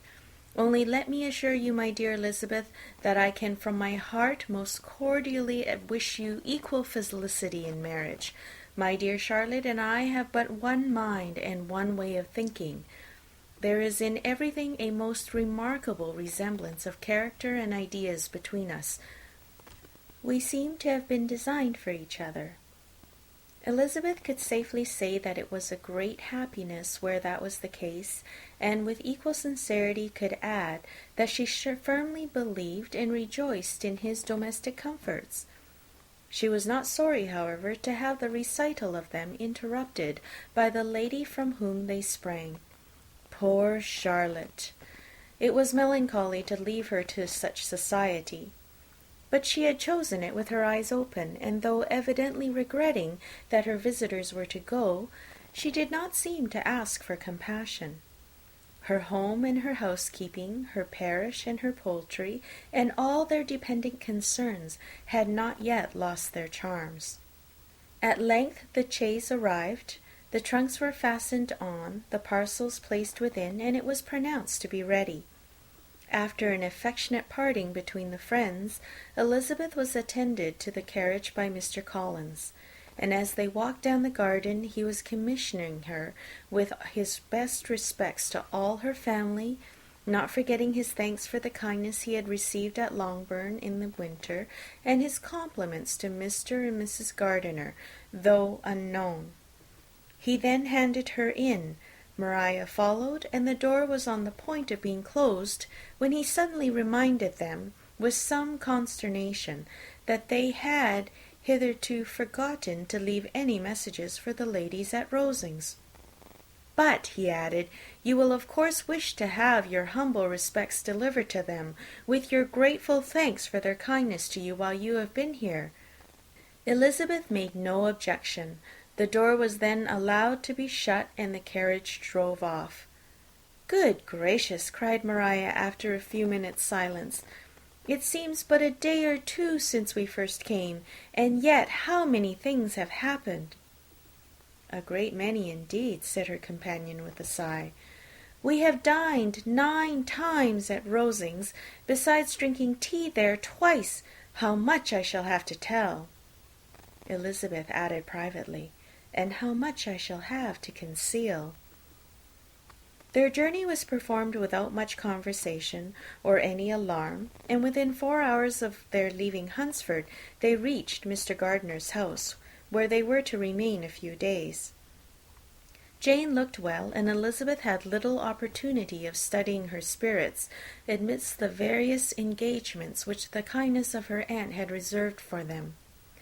But Jane was to go home with her, and at Longbourn there would be leisure enough for observation. It was not without an effort, meanwhile, that she could wait even for Longbourn before she told her sister of Mr. Darcy's proposals. To know that she had the power of revealing what would so exceedingly astonish Jane, and must at the same time so highly gratify whatever of her own vanity she had not yet been able to reason away, was such a temptation to openness as nothing could have been conquered but the state of indecision in which she remained as to the extent of what she should communicate, and her fear, if she once entered on the subject, of being hurried into repeating something of Bingley which might only grieve her sister further. End of Chapter 38. Chapter 39. It was the second week in May in which the 3 young ladies set out together from Gracechurch Street for the town in Hertfordshire, and as they drew near the approved inn where Mr. Bennet's carriage was to meet them, they quickly perceived, in token of the coachman's punctuality, both Kitty and Lydia looking out of a dining-room upstairs. These 2 girls had been above an hour in the place, happily employed in visiting an opposite milliner, watching the sentinel on guard, and dressing a salad and cucumber. After welcoming their sisters, they triumphantly displayed a table set out with such cold meat as an inn larder usually affords, exclaiming, "Is this not nice? Is not this an agreeable surprise?" "And we mean to treat you all," added Lydia, "but you must lend us the money, for we have just spent ours at the shop out there." Then, showing her purchases, "Look here, I have bought this bonnet. I do not think it is very pretty, but I thought I might as well buy it as not.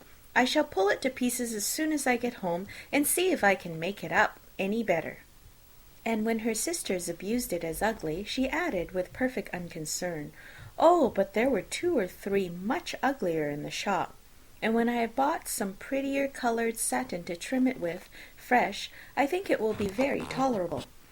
Besides, it will not much signify what one wears this summer, after the militia have left Meryton, and they are going in a fortnight." "Are they indeed?" cried Elizabeth with great satisfaction.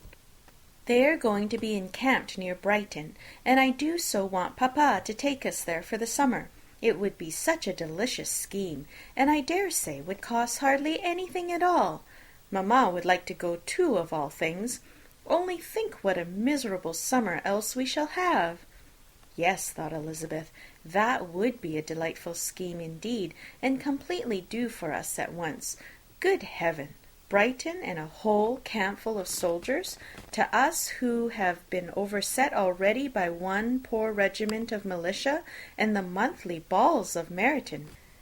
"Now I have got some news for you," said Lydia, as they sat down at the table. "What do you think? It is excellent news, capital news, and about a certain person we all like." Jane and Elizabeth looked at each other, and the waiter was told he need not stay. Lydia laughed and said, "Ay, that is just like your formality and discretion. You thought the waiter must not hear, as if he cared. I dared say he often hears worse things said than what I am going to say. But he is an ugly fellow. I am glad he is gone. I never saw such a long chin in my life. Well, but now for my news. It is about dear Wickham. Too good for the waiter, is it not? There is no danger of Wickham's marrying Mary King. There's for you! She is gone down to her uncle at Liverpool, gone to stay. Wickham is safe." "And Mary King is safe," added Elizabeth, "safe from a connection imprudent as to fortune. She is a great fool for going away if she liked him." "But I am sure there is no strong attachment on either side," said Jane. "I am sure there is not on his. I will answer for it he never cared 3 straws about her. Who could about such a nasty little freckled thing?" Elizabeth was shocked to think that, however incapable of such coarseness of expression herself, the coarseness of the sentiment was little other than her own breast had harboured and fancied liberal. As soon as all had ate, and the elder ones paid, the carriage was ordered, and after some contrivance the whole party, with all their boxes, work-bags, and parcels, and the unwelcome addition of Kitty's and Lydia's purchases, were seated in it. "How nicely we are all crammed in," cried Lydia. "I am glad I bought my bonnet, if it is only for the fun of having another bandbox. Well, now, let us be quite comfortable and snug, and talk and laugh all the way home.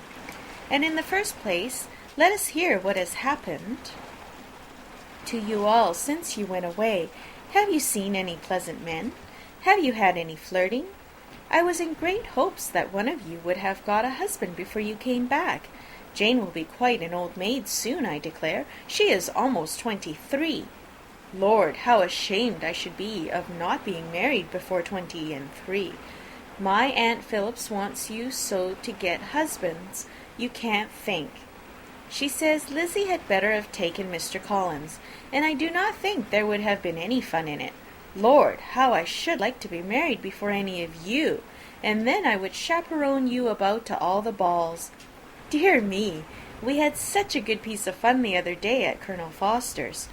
Kitty and me were to spend the day there, and Mrs. Foster promised to have a little dance in the evening. By the by, Mrs. Foster and me are such friends. And so she asked the 2 Harringtons to come, but Harriet was ill, and so Pen was forced to come by herself, and then what do you think we did? We dressed up chamberlains in women's clothes on purpose to pass for a lady. Only think what fun! Not a soul knew of it but Colonel and Mrs. Foster and Kitty and me, except my aunt, for we were forced to borrow one of her gowns, and you cannot imagine how well he looked. When Denny and Wickham and Pratt and 2 or 3 more of the men came in, they did not know him in the least. Lord, how I laughed! and so did Mrs. Foster. I thought I should have died, and that made the men suspect something, and then they soon found out what was the matter." With such kinds of histories of their parties and good jokes did Lydia, assisted by Kitty's hints and additions, endeavour to amuse her companions all the way to Longbourn. Elizabeth listened as little as she could, but there was no escaping the frequent mention of Wickham's name. Their reception at home was most kind. Mrs. Bennet rejoiced to see Jane in undiminished beauty, and more than once during dinner did Mr. Bennet say voluntarily to Elizabeth, "I am glad you are back, Lizzie." Their party in the dining-room was large, for almost all the Lucases came to meet Maria and hear the news, and various were the subjects that occupied them. Lady Lucas was inquiring of Maria after the welfare and poultry of her eldest daughter. Mrs. Bennet was doubly engaged, on one hand collecting an account of the present fashions from Jane, who sat way below her, and on the other retailing them all to the younger Lucases. And Lydia, in a voice louder than any other person's, was enumerating the various pleasures of the morning to anybody who would hear her. "Oh, Mary," said she, "I wish you had gone with us, for we had such fun. As we went along, Kitty and I drew up the blinds and pretended there was nobody in the coach, and I should have gone so all the way if Kitty had not been sick, and when we got to the George, I do think we behaved very handsomely, for we treated the other three with the nicest cold luncheon in the world, and if you would have gone, we would have treated you too, and then when we came away it was such fun. I thought we never should have got into the coach. I was ready to die of laughter. And then we were so merry all the way home. We talked and laughed so loud that anybody might have heard us 10 miles off." To this Mary very gravely replied, "Far be it from me, my dear sister, to depreciate such pleasures. They would doubtless be congenial with the generality of female minds, but I confess they would have no charms for me. I should infinitely prefer a book." But all of this answer Lydia heard not a word. She seldom listened to anybody for more than half a minute, and never attended to Mary at all. In the afternoon Lydia was urgent with the rest of the girls to walk to Meryton and to see how everybody went on. But Elizabeth steadily opposed the scheme. It should not be said that the Miss Bennets could not be home half a day before they were in pursuit of the officers. There was another reason, too, for her opposition. She dreaded seeing Mr. Wickham again, and was resolved to avoid it as long as possible. The comfort to her of the regiment's approaching removal was indeed beyond expression. In a fortnight they were to go, and once gone she hoped there could be nothing more to plague her on his account. She had not been many hours at home before she found that the Brighton scheme, of which Lydia had given them a hint at the inn, was under frequent discussion between her parents. Elizabeth saw directly that her father had not the smallest intention of yielding, but his answers were at the same time so vague and equivocal that her mother, though often disheartened, had never yet despaired of succeeding at the last. End of chapter 39. Pride and Prejudice by Jane Austen. Chapter 40. Elizabeth's impatience to acquaint Jane with what had happened could no longer be overcome, and at length, resolving to suppress every particular in which her sister was concerned, and preparing her to be surprised, she related to her the next morning the chief of the scene between Mr. Darcy and herself. Miss Bennet's astonishment was soon lessened by the strong sisterly partiality which made any admiration of Elizabeth appear perfectly natural, and all surprise was shortly lost in other feelings. She was sorry that Mr. Darcy should have delivered his sentiments in a manner so little suited to recommend them, but still more was she grieved for the unhappiness which her sister's refusal must have given him. "His being so sure of succeeding was wrong," said she, "and certainly ought not to have appeared. But consider how much it must increase his disappointment." "Indeed," replied Elizabeth. "I am heartily sorry for him, but he has other feelings, which will probably soon drive away his regard for me. You do not blame me, however, for refusing him?" "Blame you? Oh, no." "But you blame me for having spoken so warmly of Wickham?" "No, I do not know that you were wrong in saying what you did." "But you will know it when I tell you what happened the very next day." She then spoke of the letter, repeating the whole of its contents as far as they concerned George Wickham. What a stroke this was for poor Jane, who would willingly have gone through the world without believing that so much wickedness existed in the whole race of mankind, as was here collected in one individual. Nor was Darcy's vindication, though grateful to her feelings, capable of consoling her for such discovery. Most earnestly did she labour to prove the probability of error, and seek to clear the one without involving the other. "This will not do," said Elizabeth. "You never will be able to make both of them good for anything. Take your choice, but you must be satisfied with only one. There is but such a quantity of merit between them, just enough to make one good sort of man, and of late it has been shifting about pretty much. For my part, I am inclined to believe it all Darcy's, but you shall do as you choose." It was some time, however, before a smile could be extorted from Jane. "I do not know when I have been more shocked," said she.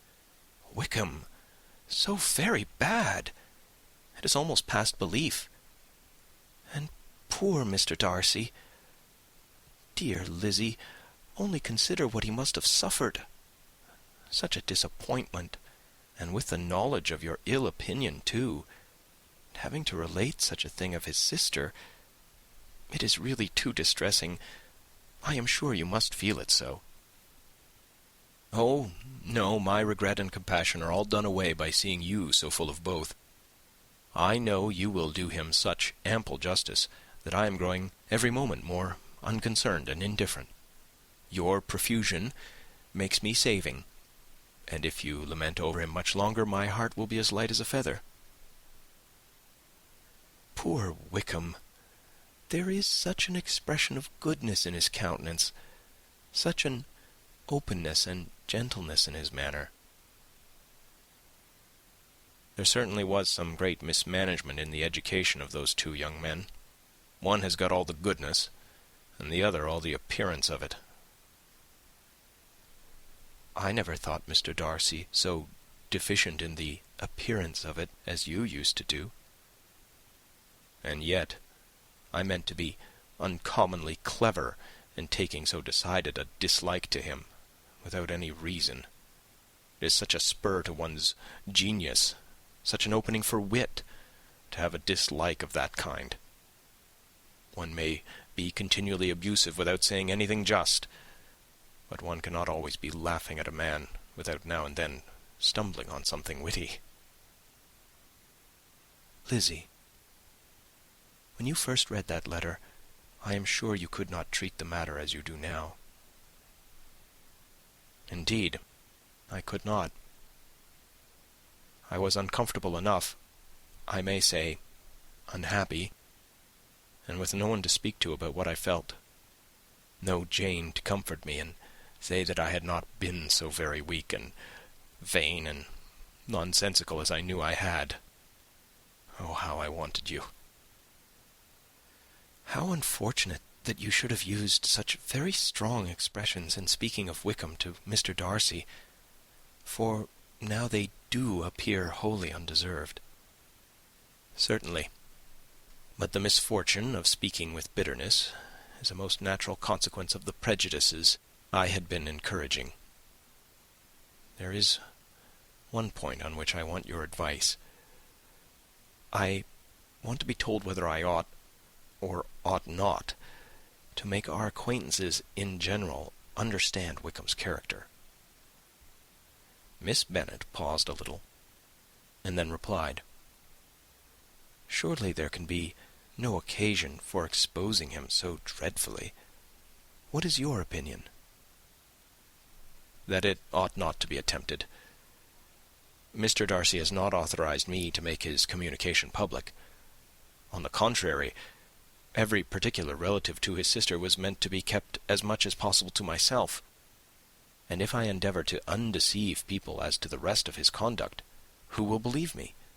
The general prejudice against Mr. Darcy is so violent that it would be the death of half the good people in Meryton to attempt to place him in an amiable light. I am not equal to it.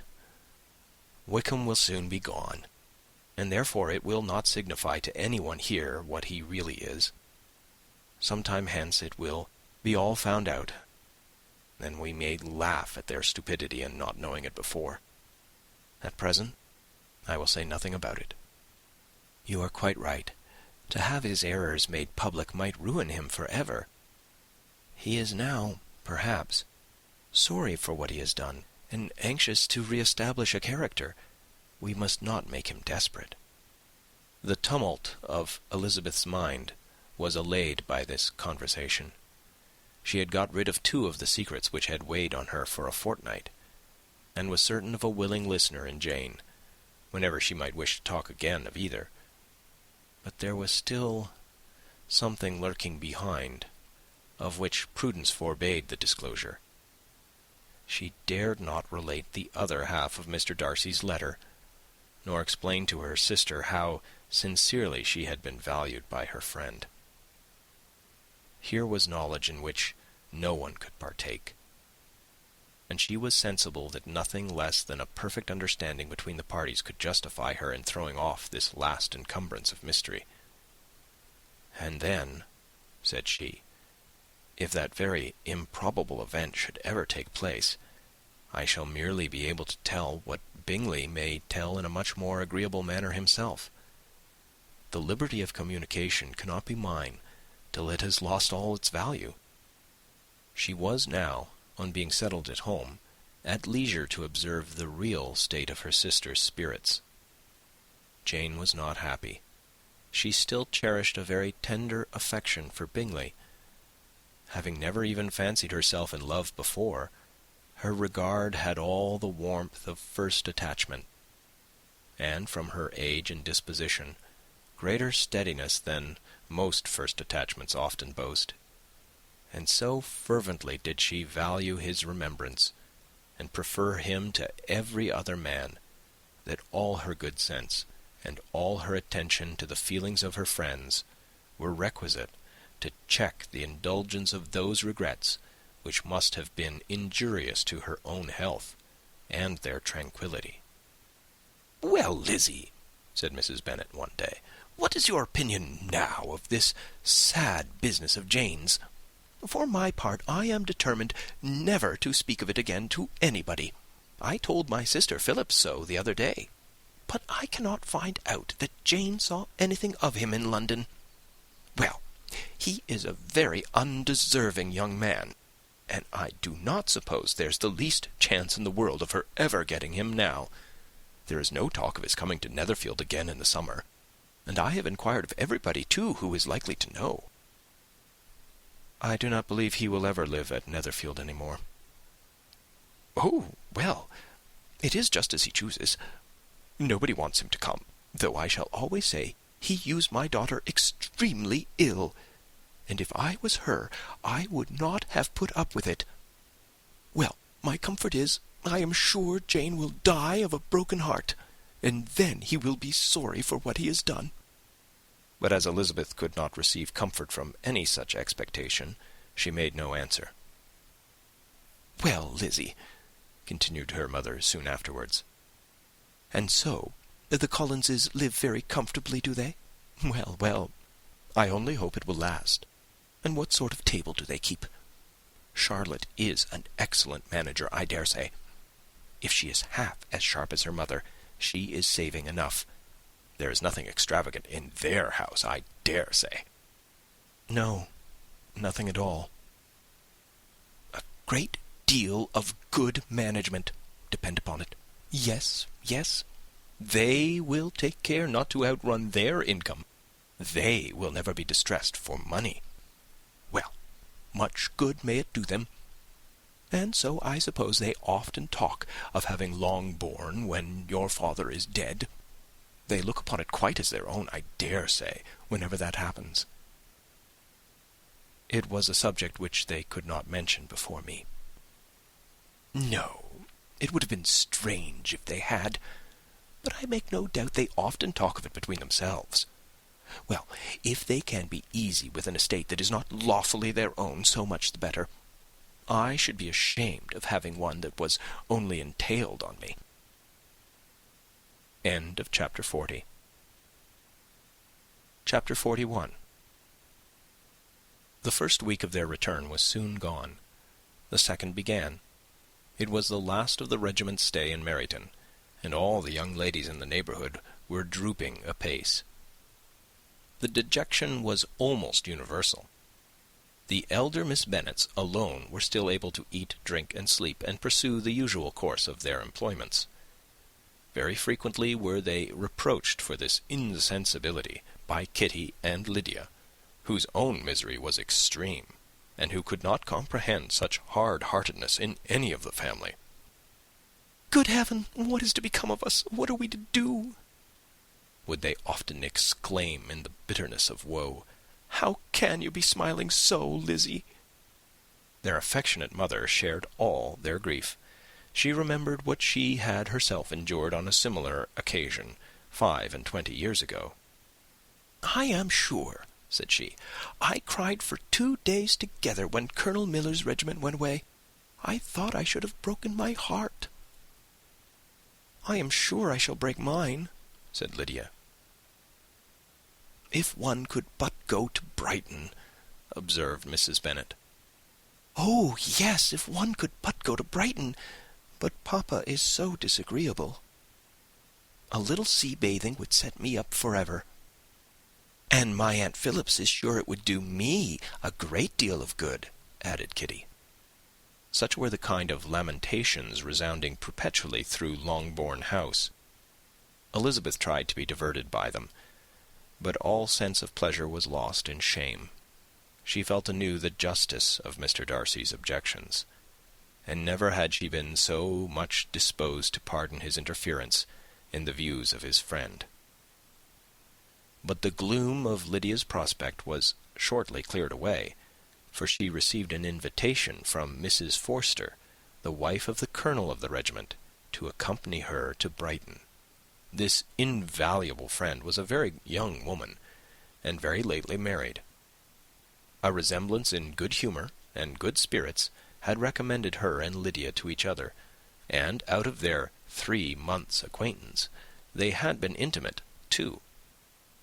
The rapture of Lydia on this occasion, her adoration of Mrs. Forster, the delight of Mrs. Bennet, and the mortification of Kitty, are scarcely to be described. Wholly inattentive to her sister's feelings, Lydia flew about the house in restless ecstasy, calling for everyone's congratulations, and laughing and talking with more violence than ever, whilst the luckless Kitty continued in the parlour, repined at her fate in terms as unreasonable as her accent was peevish. "I cannot see why Mrs. Forster should not ask me as well as Lydia," said she, "though I am not her particular friend. I have just as much right to be asked as she has, and more too, for I am 2 years older." In vain did Elizabeth attempt to make her reasonable, and Jane to make her resigned.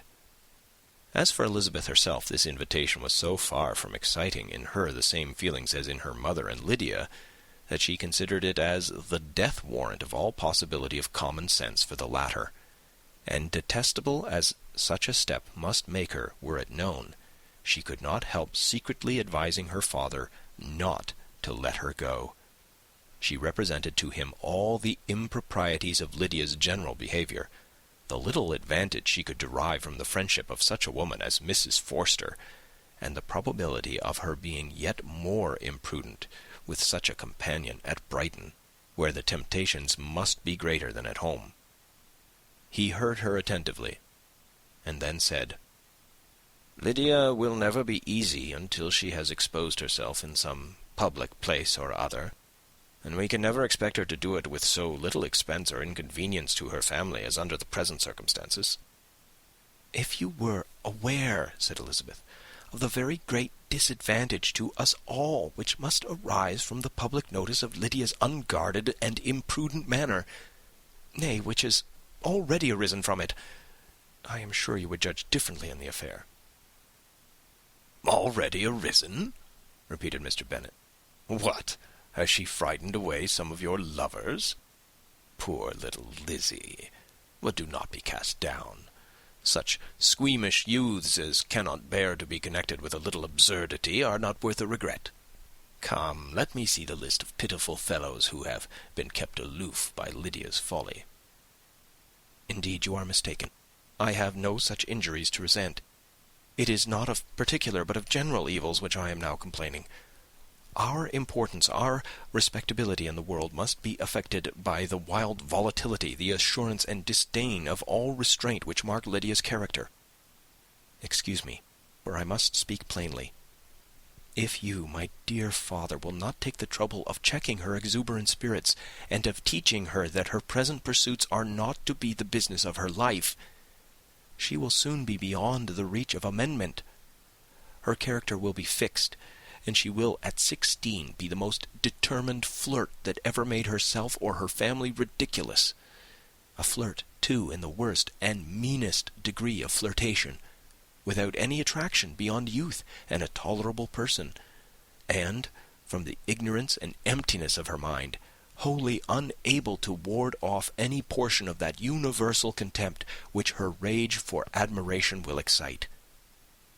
In this danger Kitty also is comprehended. She will follow wherever Lydia leads. Vain, ignorant, idle, and absolutely uncontrolled. Oh, my dear father, can you suppose it possible that they will not be censured and despised wherever they are known, and that their sisters will not be often involved in the disgrace?" Mr. Bennet saw that her whole heart was in the subject, and affectionately taking her hand, said in reply, "Do not make yourself uneasy, my love. Wherever you and Jane are known, you must be respected and valued, and you will not appear to less advantage for having a couple of, or I may say 3, very silly sisters. We shall have no peace at Longbourn if Lydia does not go to Brighton. Let her go, then.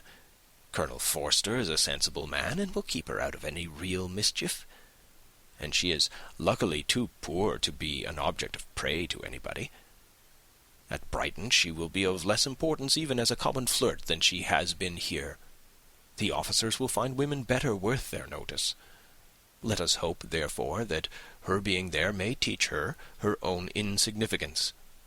At any rate, she cannot grow many degrees worse without authorizing us to lock her up for the rest of her life." With this answer Elizabeth was forced to be content. But her own opinion continued the same, and she left him disappointed and sorry. It was not in her nature, however, to increase her vexations by dwelling on them. She was confident of having performed her duty, and to fret over unavoidable evils, or augment them by anxiety, was no part of her disposition.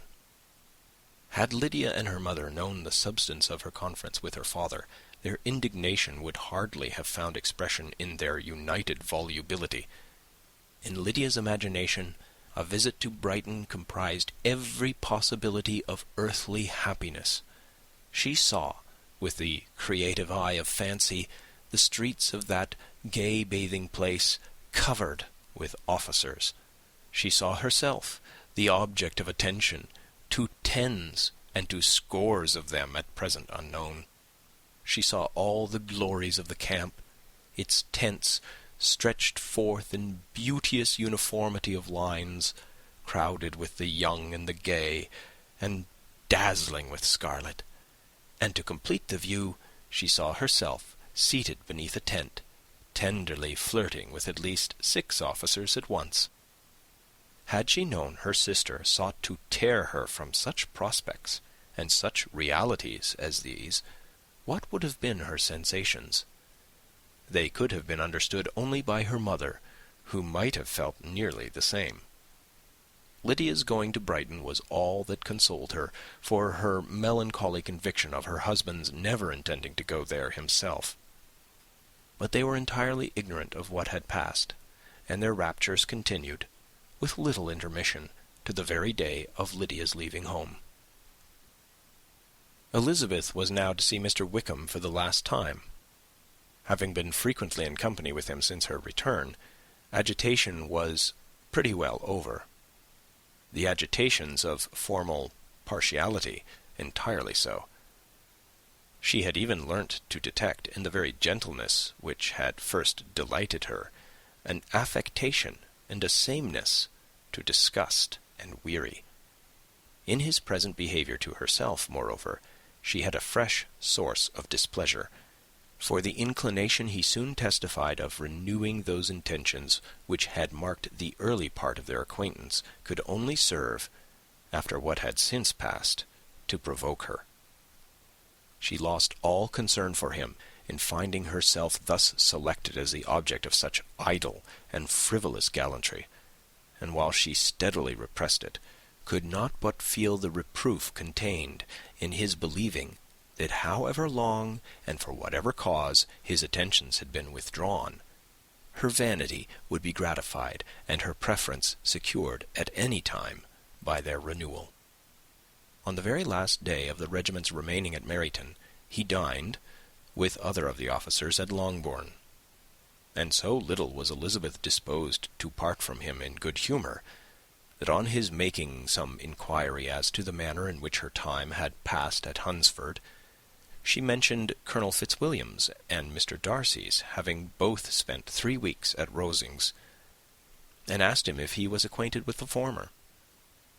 He looked surprised, displeased, alarmed, but with a moment's recollection and a returning smile, replied that he had formerly seen him often, and after observing that he was a very gentlemanly-like man, asked her how she had liked him. Her answer was warmly in his favour. With an air of indifference he soon afterwards added, "How long did you say he was at Rosings?" "Nearly 3 weeks." "And you saw him frequently?" "Yes, almost every day." "His manners are very different from his cousin's." "Yes, very different. But I think Mr. Darcy improves upon acquaintance." "Indeed!" cried Mr. Wickham, with a look which did not escape her. "And pray, may I ask—" But checking himself, he added in a gayer tone, "Is it in address that he improves? Has he deigned to add aught of civility to his ordinary style? For I dare not hope," he continued in a lower and more serious tone, "that he has improved in essentials." "Oh, no," said Elizabeth. "In essentials, I believe he is very much what he ever was." While she spoke, Wickham looked as if, scarcely knowing whether to rejoice over her words or to distrust their meaning. There was a something in her countenance which made him listen with an apprehensive and anxious attention, while she added, "When I said that he improved on acquaintance, I did not mean that his mind or his manners were in a state of improvement, but that, from knowing him better, his disposition was better understood." Wickham's alarm now appeared in a heightened complexion and agitated look. For a few minutes he was silent, till, shaking off his embarrassment, he turned to her again and said in the gentlest of accents, "You, who so well know my feeling toward Mr. Darcy, will readily comprehend how sincerely I must rejoice that he is wise enough to assume even the appearance of what is right. His pride in that direction may be of service, if not to himself, to many others, for it must only deter him from such foul misconduct as I have suffered by. I only fear that the sort of cautiousness to which you, I imagine, have been alluding, is merely adopted on his visits to his aunt, of which good opinion and judgment he stands much in awe. His fear of her has always operated, I know, when they were together, and a good deal is to be imputed to his wish of forwarding the match with Miss de Bourgh, which I am certain he has very much at heart."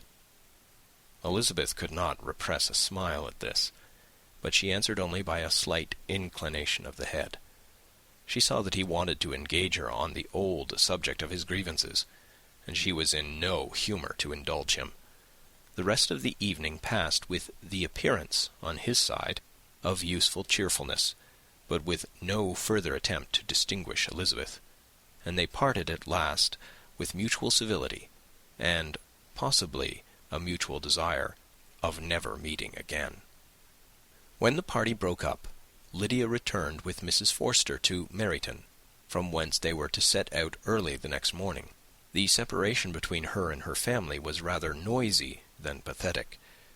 Kitty was the only one who shed tears, but she did weep from vexation and envy. Mrs. Bennet was diffuse in her good wishes for the felicity of her daughter, and impressive in her injunctions that she should not miss the opportunity of enjoying herself as much as possible, advice which there was every reason to believe would be well attended to.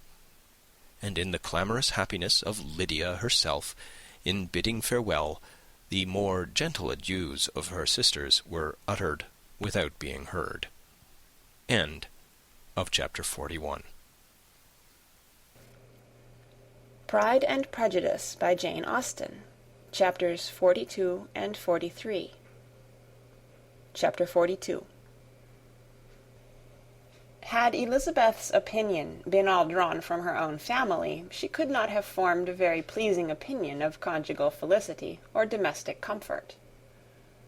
Her father, captivated by youth and beauty, and that appearance of good humour which youth and beauty generally give, had married a woman whose weak understanding and illiberal mind had very early in their marriage put an end to all real affection for her.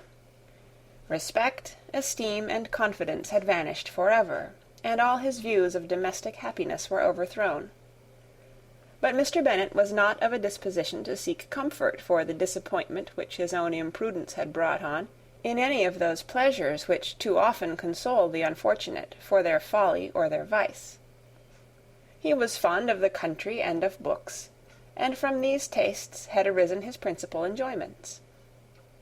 To his wife he was very little otherwise indebted than as her ignorance and folly had contributed to his amusement. This is not the sort of happiness which a man would in general wish to owe to his wife, but where other powers of entertainment are wanting, the true philosopher will derive benefit from such as are given. Elizabeth, however, had never been blind to the impropriety of her father's behaviour as a husband. She had always seen it with pain, but respecting his abilities and grateful for his affectionate treatment of herself, she endeavoured to forget what she could not overlook, and to banish from her thoughts that continual breach of conjugal obligation and decorum which, in exposing his wife to the contempt of her own children, was so highly reprehensible. But she had never felt so strongly as now the disadvantages which must attend the children of so unsuitable a marriage, nor ever been so fully aware of the evils arising from so ill-judged a direction of talents which, rightly used, might at least have preserved the respectability of his daughters, even if incapable of enlarging the mind of his wife. When Elizabeth had rejoiced over Wickham's departure, she found little other cause for satisfaction in the loss of the regiment. Their parties abroad were less varied than before, and at home she had a mother and sister whose constant repinings at the dullness of everything around them threw a real gloom over their domestic circle. And though Kitty might in time regain her natural degree of sense, since the disturbers of her brain were removed, her other sister, from whose disposition greater evil might be apprehended, was likely to be hardened in all her folly and assurance by a situation of such double danger as a watering-place and a camp. Upon the whole, therefore, she found, what has sometimes been found before, that an event to which she had been looking with impatient desire did not, in taking place, bring all the satisfaction she had promised herself. It was consequently necessary to name some other period for the commencement of actual felicity, to have some other point on which her wishes and hopes might be fixed, and by again enjoying the pleasure of anticipation, console herself for the present, and prepare for another disappointment. Her tour to the lakes was now the object of her happiest thoughts. It was her best consolation for all the uncomfortable hours which the discontentedness of her mother and Kitty made inevitable, and could she have included Jane in the scheme, every part of it would have been perfect. But it is fortunate, thought she, that I have something to wish for. Were the whole arrangement complete, my disappointment would be certain, but here, by carrying with me one ceaseless source of regret in my sister's absence, I may reasonably hope to have all my expectations of pleasure realized. A scheme of which every part promises delight can never be successful, and general disappointment is only warded off by the defence of some little peculiar vexation. When Lydia went away, she promised to write very often and very minutely to her mother and Kitty, but her letters were always long expected, and always very short. Those to her mother contained little else than that they were just returned from the library, where such and such officers had attended them, and where she had seen such beautiful ornaments as made her quite wild. That she had a new gown or a new parasol, which she would have described more fully, but was obliged to leave off in a violent hurry, as Mrs. Forster called her, and they were going off to the camp. And from her correspondence with her sister, there was still less to be learnt, for her letters to Kitty, though rather longer, were much too full of lines under the words to be made public. After the first fortnight or 3 weeks of her absence, health, good humour, and cheerfulness began to reappear at Longbourn.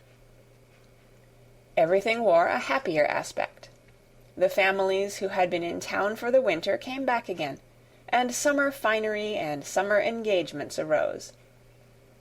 Mrs. Bennet was restored to her usual querulous serenity, and by the middle of June Kitty was so much recovered as to be able to enter Meryton without tears, an event of such happy promise as to make Elizabeth hope that by the following Christmas she might be so tolerably reasonable as not to mention an officer above once a day, unless, by some cruel and malicious arrangement at the War Office, another regiment should be quartered in Meryton. The time fixed for the beginning of their northern tour was now fast approaching, and a fortnight only was wanting of it, when a letter arrived from Mrs. Gardiner, which at once delayed its commencement and curtailed its extent. Mr. Gardiner would be prevented by business from setting out till a fortnight later in July, and must be in London again within a month.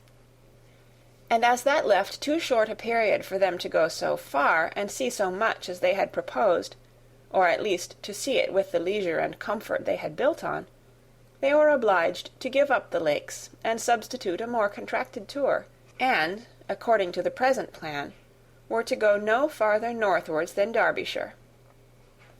In that county there was enough to be seen to occupy the chief of their 3 weeks, and to Mrs. Gardiner it had a peculiarly strong attraction. The town where she had formerly passed some years of her life, and where they were now to spend a few days, was probably as great an object of her curiosity as all the celebrated beauties of Matlock, Chatsworth, Dovedale, or the Peak. Elizabeth was excessively disappointed. She had set her heart on seeing the lakes, and still thought there might have been time enough.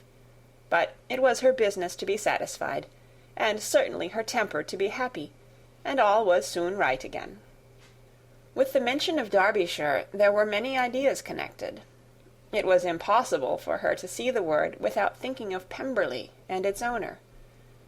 "But surely," said she, "I may enter his county without impunity, and rob it of a few petrified spars, without his perceiving me." The period of expectation was now doubled. 4 weeks were to pass away before her uncle and aunt's arrival. But they did pass away, and Mr. and Mrs. Gardiner, with their 4 children, did at length appear at Longbourn. The children, 2 girls of 6 and 8 years old, and 2 younger boys, were to be left under the particular care of their cousin Jane, who was the general favourite, and whose steady sense and sweetness of temper exactly adapted her for attending to them in every way, teaching them, playing with them, and loving them. The Gardiners stayed only one night at Longbourn, and set off the next morning with Elizabeth in pursuit of novelty and amusement. One enjoyment was certain, that of suitableness of companions, a suitableness which comprehended health and temper to bear inconveniences, cheerfulness to enhance every pleasure, and affection and intelligence which might supply it among themselves if there were disappointments abroad. It is not the object of this work to give a description of Derbyshire, nor of any of the remarkable places through which their route thither lay. Oxford, Blenheim, Warwick, Kenilworth, Birmingham, etc., are sufficiently known. A small part of Derbyshire is all the present concern. To the little town of Lambton, the scene of Mrs. Gardiner's former residence, and where she had lately learned some acquaintance still remained, they bent their steps. After having seen all the principal wonders of the country, and within 5 miles of Lambton, Elizabeth found from her aunt that Pemberley was situated. It was not in their direct road, nor more than a mile or 2 out of it. In talking over their route the evening before, Mrs. Gardiner expressed an inclination to see the place again. Mr. Gardiner declared his willingness, and Elizabeth was applied to for her approbation. "My love, should you not like to see a place of which you have heard so much?" said her aunt. "A place, too, with which so many of your acquaintances are connected. Wickham passed all his youth there, you know." Elizabeth was distressed. She felt that she had no business at Pemberley, and was obliged to assume a disinclination for seeing it. She must own that she was tired of seeing great houses. After going over so many, she really had no pleasure in fine carpets or satin curtains. Mrs. Gardiner abused her stupidity. "If it were merely a fine house richly furnished," said she, "I should not care about it myself, but the grounds are delightful. They have some of the finest woods in the country." Elizabeth said no more, but her mind could not acquiesce. The possibility of meeting Mr. Darcy while viewing the place instantly occurred. It would be dreadful. She blushed at the very idea, and thought it would be better to speak openly to her aunt than to run such a risk. But against this there were objections, and she finally resolved that it could be the last resource, if her private inquiries to the absence of the family were unfavourably answered. Accordingly, when she retired at night, she asked the chambermaid whether Pemberley were not a very fine place, what was the name of its proprietor, and, with no little alarm, whether the family were down for the summer. A most welcome negative followed the last question, and her alarms now being removed, she was at leisure to feel a great deal of curiosity to see the house herself, and when the subject was revived the next morning, and she was again applied to, could readily answer, and with a proper air of indifference, that she had not really any dislike to the scheme. To Pemberley, therefore, they were to go. End of chapter 42. Chapter 43. Elizabeth, as they drove along, watched for the first appearance of Pemberley Woods with some perturbation, and when at length they turned in at the lodge, her spirits were in a high flutter. The park was very large, and contained great variety of ground. They entered it in one of its lowest points, and drove for some time through a beautiful wood stretching over a wide extent. Elizabeth's mind was too full for conversation, but she saw and admired every remarkable spot and point of view. They gradually ascended for 1/2 a mile, and then found themselves at the top of a considerable eminence, where the wood ceased, and the eye was instantly caught by Pemberley House, situated on the opposite side of a valley, into which the road with some abruptness wound.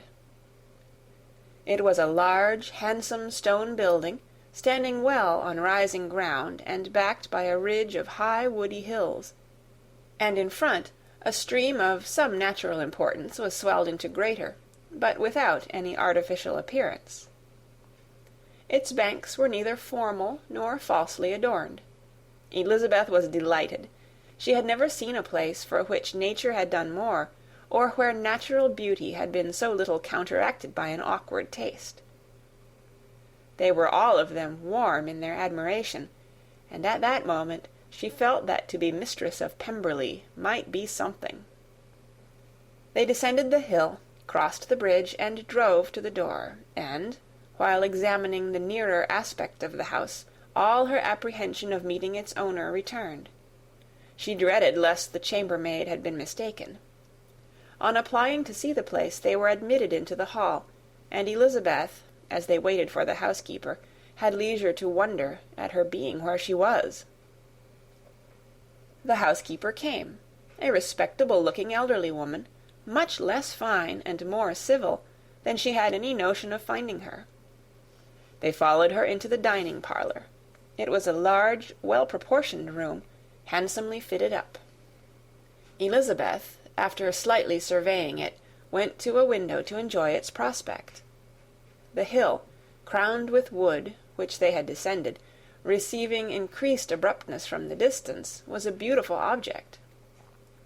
Every disposition of the ground was good, and she looked on the whole scene, the river, the trees scattered on its banks, and the winding of the valley as far as she could trace it, with delight. As they passed into other rooms, these objects were taking different positions, but from every window there were beauties to be seen. The rooms were lofty and handsome, and their furniture suitable to the fortune of its proprietor, but Elizabeth saw, with admiration of his taste, that it was neither gaudy nor uselessly fine, with less of splendour and more real elegance than the furniture of Rosings. And of this place, thought she, I might have been mistress. With these rooms I might now have been familiarly acquainted. Instead of viewing them as a stranger, I might have rejoiced in them as my own, and welcomed to them as visitors my uncle and aunt. But no. Recollecting herself, that could never be. My uncle and aunt would have been lost to me. I should not have been allowed to invite them. This was a lucky recollection. It saved her from something very like regret. She longed to inquire of the housekeeper whether her master was really absent, but had not the courage for it. At length, however, the question was asked by her uncle, and she turned away with alarm, while Mrs. Reynolds replied that he was, adding, "But we expect him to-morrow, with a large party of friends." How rejoiced was Elizabeth that their own journey had not by any circumstance been delayed a day. Her aunt now called her to look at a picture. She approached and saw the likeness of Mr. Wickham, suspended, amongst several other miniatures, over the mantelpiece. Her aunt asked her, smilingly, how she liked it.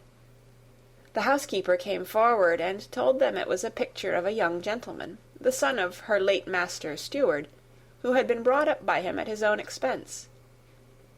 "He is now gone into the army," she added, "but I am afraid he has turned out very wild."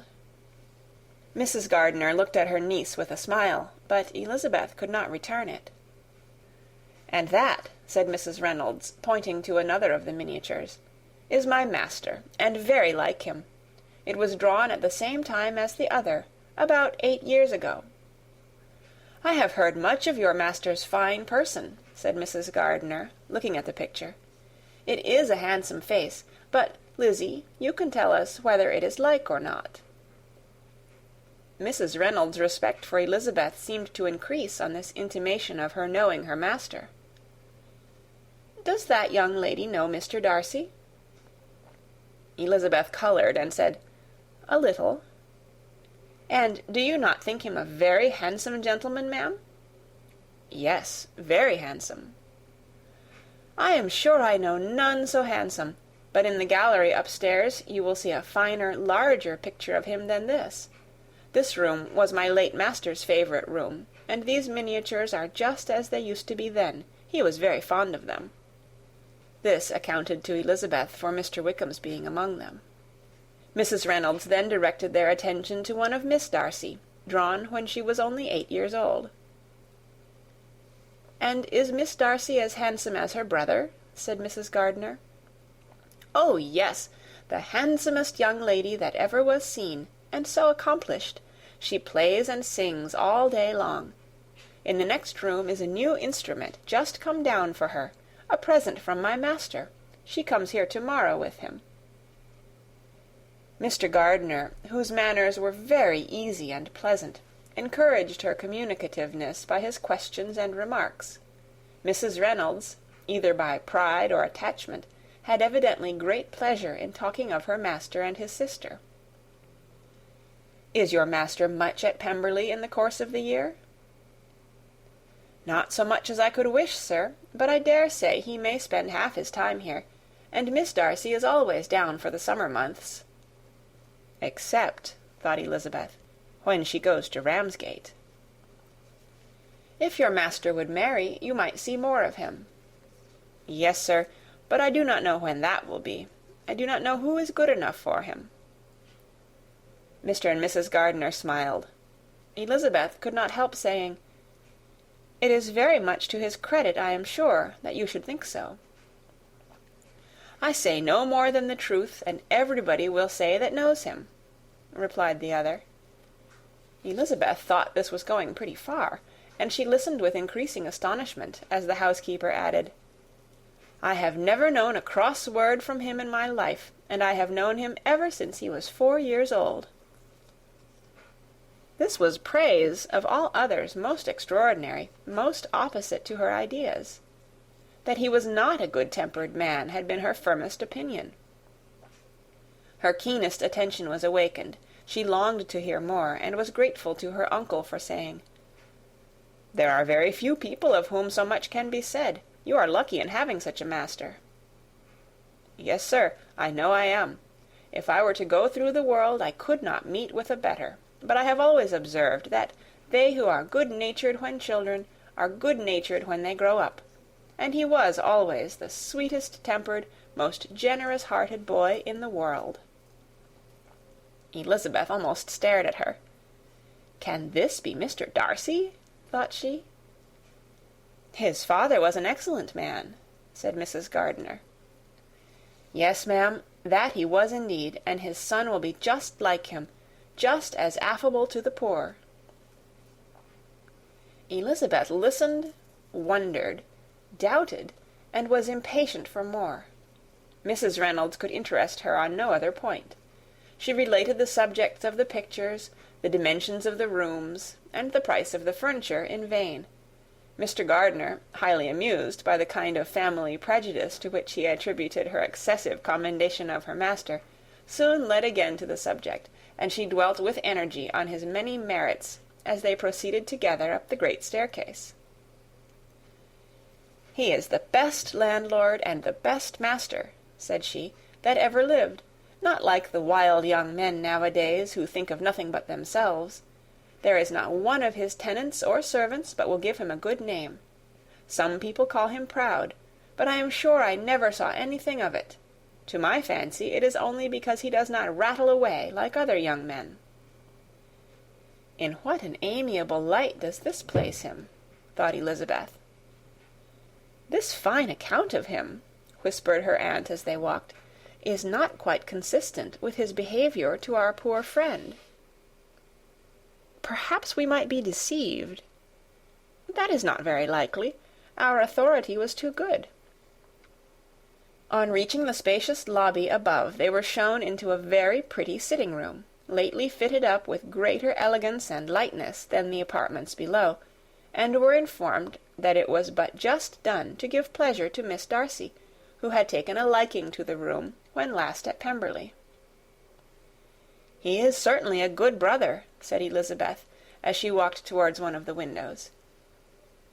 Mrs. Reynolds anticipated Miss Darcy's delight when she should enter the room. "And this is always the way with him," she added. "Whatever can give his sister any pleasure is sure to be done in a moment. There is nothing he would not do for her." The picture gallery and 2 or 3 of the principal bedrooms were all that remained to be shown. In the former were many good paintings, but Elizabeth knew nothing of the art, and from such as had been already visible below, she had willingly turned to look at some drawings of Miss Darcy's, in crayons, whose subjects were usually more interesting, and also more intelligible. In the gallery there were many family portraits, but they could have little to fix the attention of a stranger. Elizabeth walked in quest of the only face whose features would be known to her. At last it arrested her, and she beheld a striking resemblance to Mr. Darcy, with such a smile over the face as she remembered to have sometimes seen when he looked at her.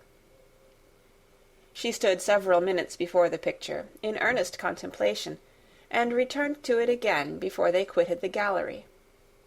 Mrs. Reynolds informed them that it had been taken in his father's lifetime. There was certainly at this moment in Elizabeth's mind a more gentle sensation towards the original than she had ever felt at the height of their acquaintance. The commendation bestowed on him by Mrs. Reynolds was of no trifling nature. What praise is more valuable than the praise of an intelligent servant? As a brother, a landlord, a master, she considered how many people's happiness were in his guardianship. How much of pleasure and pain was it in his power to bestow? How much of good or evil must be done by him? Every idea that had been brought forward by the housekeeper was favourable to his character, and as she stood before the canvas on which he was represented, and fixed his eyes upon herself, she thought of his regard with a deeper sentiment of gratitude than it had ever raised before. She remembered its warmth, and softened its impropriety of expression. When all of the house that was open to general inspection had been seen, they returned downstairs, and, taking leave of the housekeeper, were consigned over to the gardener, who met them at the hall door. As they walked across the hall towards the river, Elizabeth turned back to look again. Her uncle and aunt stopped also, and while the former was conjecturing as to the date of the building, the owner of it himself suddenly came forward from the road which led behind it to the stables. They were within 20 yards of each other, and so abrupt was his appearance that it was impossible to avoid his sight. Their eyes instantly met, and the cheeks of both were overspread with the deepest blush. He absolutely started, and for a moment seemed immovable from surprise, but shortly recovering himself, advanced towards the party, and spoke to Elizabeth, if not in terms of perfect composure, at least of perfect civility. She had instinctively turned away, but stopping on his approach, received his compliments with an embarrassment impossible to be overcome. Had his first appearance, or his resemblance to the picture they had just been examining, been insufficient to assure the other two that they now saw Mr. Darcy, the gardener's expression of surprise on beholding his master must immediately have told it. They stood a little aloof while he was talking to their niece, who, astonished and confused, scarcely dared lift her eyes to his face, and knew not what answer she returned to his civil inquiries after her family. Amazed at the alteration of his manner since they last parted, every sentence that he uttered was increasing her embarrassment, and every idea of the impropriety of her being found there recurring to her mind, the few minutes in which they continued were some of the most uncomfortable in her life. Nor did he seem much more at ease. When he spoke, his accent had none of its usual sedateness, and he repeated his inquiries as to the time of her having left Longbourn, and of her having stayed in Derbyshire so often, and in so hurried a way, as plainly spoke the distraction of his thoughts. At length every idea seemed to fail him, and, after standing a few moments without saying a word, he suddenly recollected himself and took leave. The others then joined her, and expressed admiration of his figure, but Elizabeth heard not a word, and, wholly engrossed by her own feelings, followed them in silence. She was overpowered by shame and vexation. Her coming there was the most unfortunate, the most ill-judged thing in the world. How strange it must appear to him! In what a disgraceful light might it not strike so vain a man! It might seem as if she had purposely thrown herself in his way again. Oh, why did she come? Or why did he thus come a day before he was expected? Had they been only 10 minutes sooner, they should have been beyond the reach of his discrimination, for it was plain that he was that moment arrived, that moment alighted from his horse or his carriage. She blushed again and again over the perverseness of the meeting. And his behaviour so strikingly altered, what could it mean? That he should even speak to her was amazing, but to speak with such civility, to inquire after her family! Never in her life had she seen his manners so little dignified, never had he spoken with such gentleness as on this unexpected meeting. What a contrast did it offer to his last address in Rosings Park, when he put his letter into her hand! She knew not what to think, or how to account for it. They had now entered a beautiful walk by the side of the water, and every step was bringing forward a nobler fall of ground, or a finer reach of the woods to which they were approaching. But it was some time before Elizabeth was sensible of any of it, and, though she answered mechanically to the repeated appeals of her uncle and aunt, and seemed to direct her eyes to such objects as they pointed out, she distinguished no part of the scene. Her thoughts were all fixed on that one spot of Pemberley House, whichever it might be, where Mr. Darcy then was. She longed to know what at the moment was passing in his mind, in what manner he thought of her, and whether, in defiance of everything, she was still dear to him. Perhaps he had been civil only because he felt himself at ease. Yet there had been that in his voice which was not like ease. Whether he had felt more of pain or of pleasure in seeing her, she could not tell, but he certainly had not seen her with composure. At length, however, the remarks of her companions on her absence of mind aroused her, and she felt the necessity of appearing more like herself. They entered the woods, and, bidding adieu to the river for a while, ascended some of the higher grounds, when, in spots where the opening of the trees gave the eye power to wander, were many charming views of the valley, the opposite hills, with the long range of woods overspreading many, and occasionally part of the stream. Mr. Gardiner expressed a wish of going round the whole park, but feared it might be beyond a walk. With a triumphant smile they were told that it was 10 miles round. It settled the matter, and they pursued the accustomed circuit, which brought them again, after some time, in a descent among hanging woods to the edge of the water, and one of its narrowest parts. They crossed it by a simple bridge, in character with the general air of the scene. It was a spot less adorned than any they had yet visited, and the valley, here contracted into a glen, allowed room only for the stream, and a narrow walk amidst the rough coppice-wood which bordered it. Elizabeth longed to explore its windings, but when they had crossed the bridge, and perceived their distance from the house, Mrs. Gardiner, who was not a great walker, could go no farther, and thought only of returning to the carriage as quickly as possible. Her niece was, therefore, obliged to submit, and they took their way towards the house on the opposite side of the river, in the nearest direction, but their progress was slow, for Mr. Gardiner, though seldom able to indulge the taste, was very fond of fishing, and was so much engaged in watching the occasional appearance of some trout in the water, and talking to the man about them, that he advanced but little.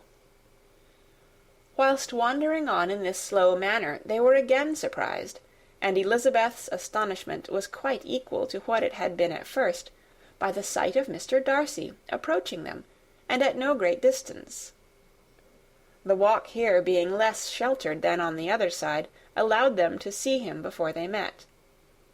Elizabeth, however astonished, was at least more prepared for an interview than before, and resolved to appear and to speak with calmness, if he really intended to meet them. For a few moments, indeed, she felt that he would probably strike into some other path. The idea lasted while a turning in the walk concealed him from their view. The turning past, he was immediately before them. With a glance, she saw that he had lost none of his recent civility, and, to imitate his politeness, she began, as they met, to admire the beauty of the place. But she had not got beyond the words "delightful" and "charming," when some unlucky recollections obtruded, and she fancied that praise of Pemberley from her might be mischievously construed. Her colour changed, and she said no more. Mrs. Gardiner was standing a little behind, and on her pausing, he asked her if she would do him the honour of introducing him to her friends. This was a stroke of civility for which she was quite unprepared, and she could hardly suppress a smile at his being now seeking the acquaintance of some of those very people against whom his pride had revolted in his offer to herself. What will be his surprise, thought she, when he knows who they are? He takes them now for people of fashion. The introduction, however, was immediately made, and as she named their relationship to herself, she stole a sly look at him to see how he bore it, and was not without the expectation of his decamping as fast as he could from such disgraceful companions.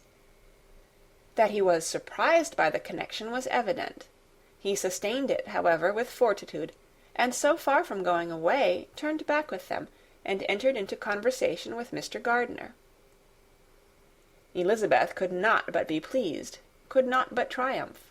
It was consoling that he should know she had some relations for whom there was no need to blush. She listened most attentively to all that passed between them, and gloried in every expression, every sentence of her uncle which marked his intelligence, his taste, or his good manners. The conversation soon turned upon fishing, and she heard Mr. Darcy invite him, with the greatest civility, to fish there as often as he chose, while he continued in the neighbourhood, offering at the same time to supply him with fishing tackle, and pointing out those parts of the stream where there was usually most sport. Mrs. Gardiner, who was walking arm in arm with Elizabeth, gave her a look expressive of wonder. Elizabeth said nothing, but it gratified her exceedingly. The compliment must be all for herself. Her astonishment, however, was extreme, and continually was she repeating, "Why is he so altered?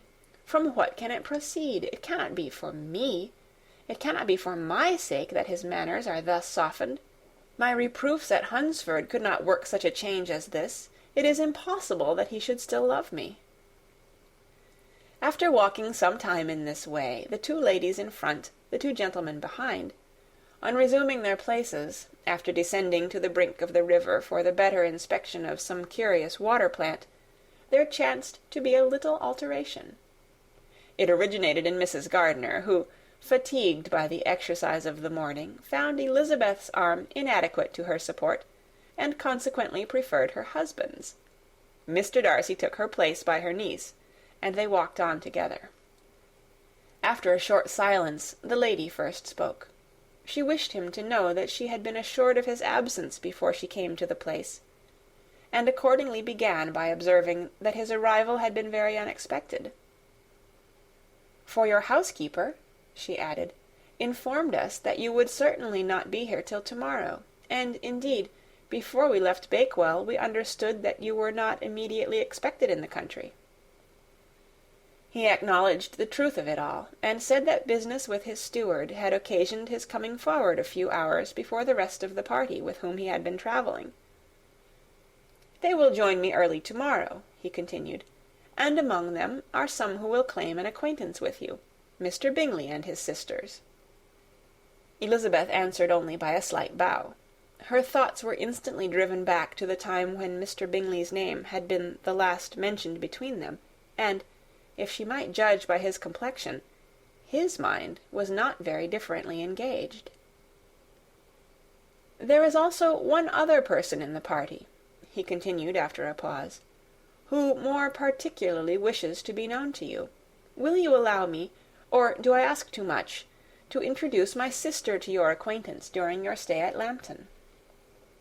The surprise of such an application was great indeed.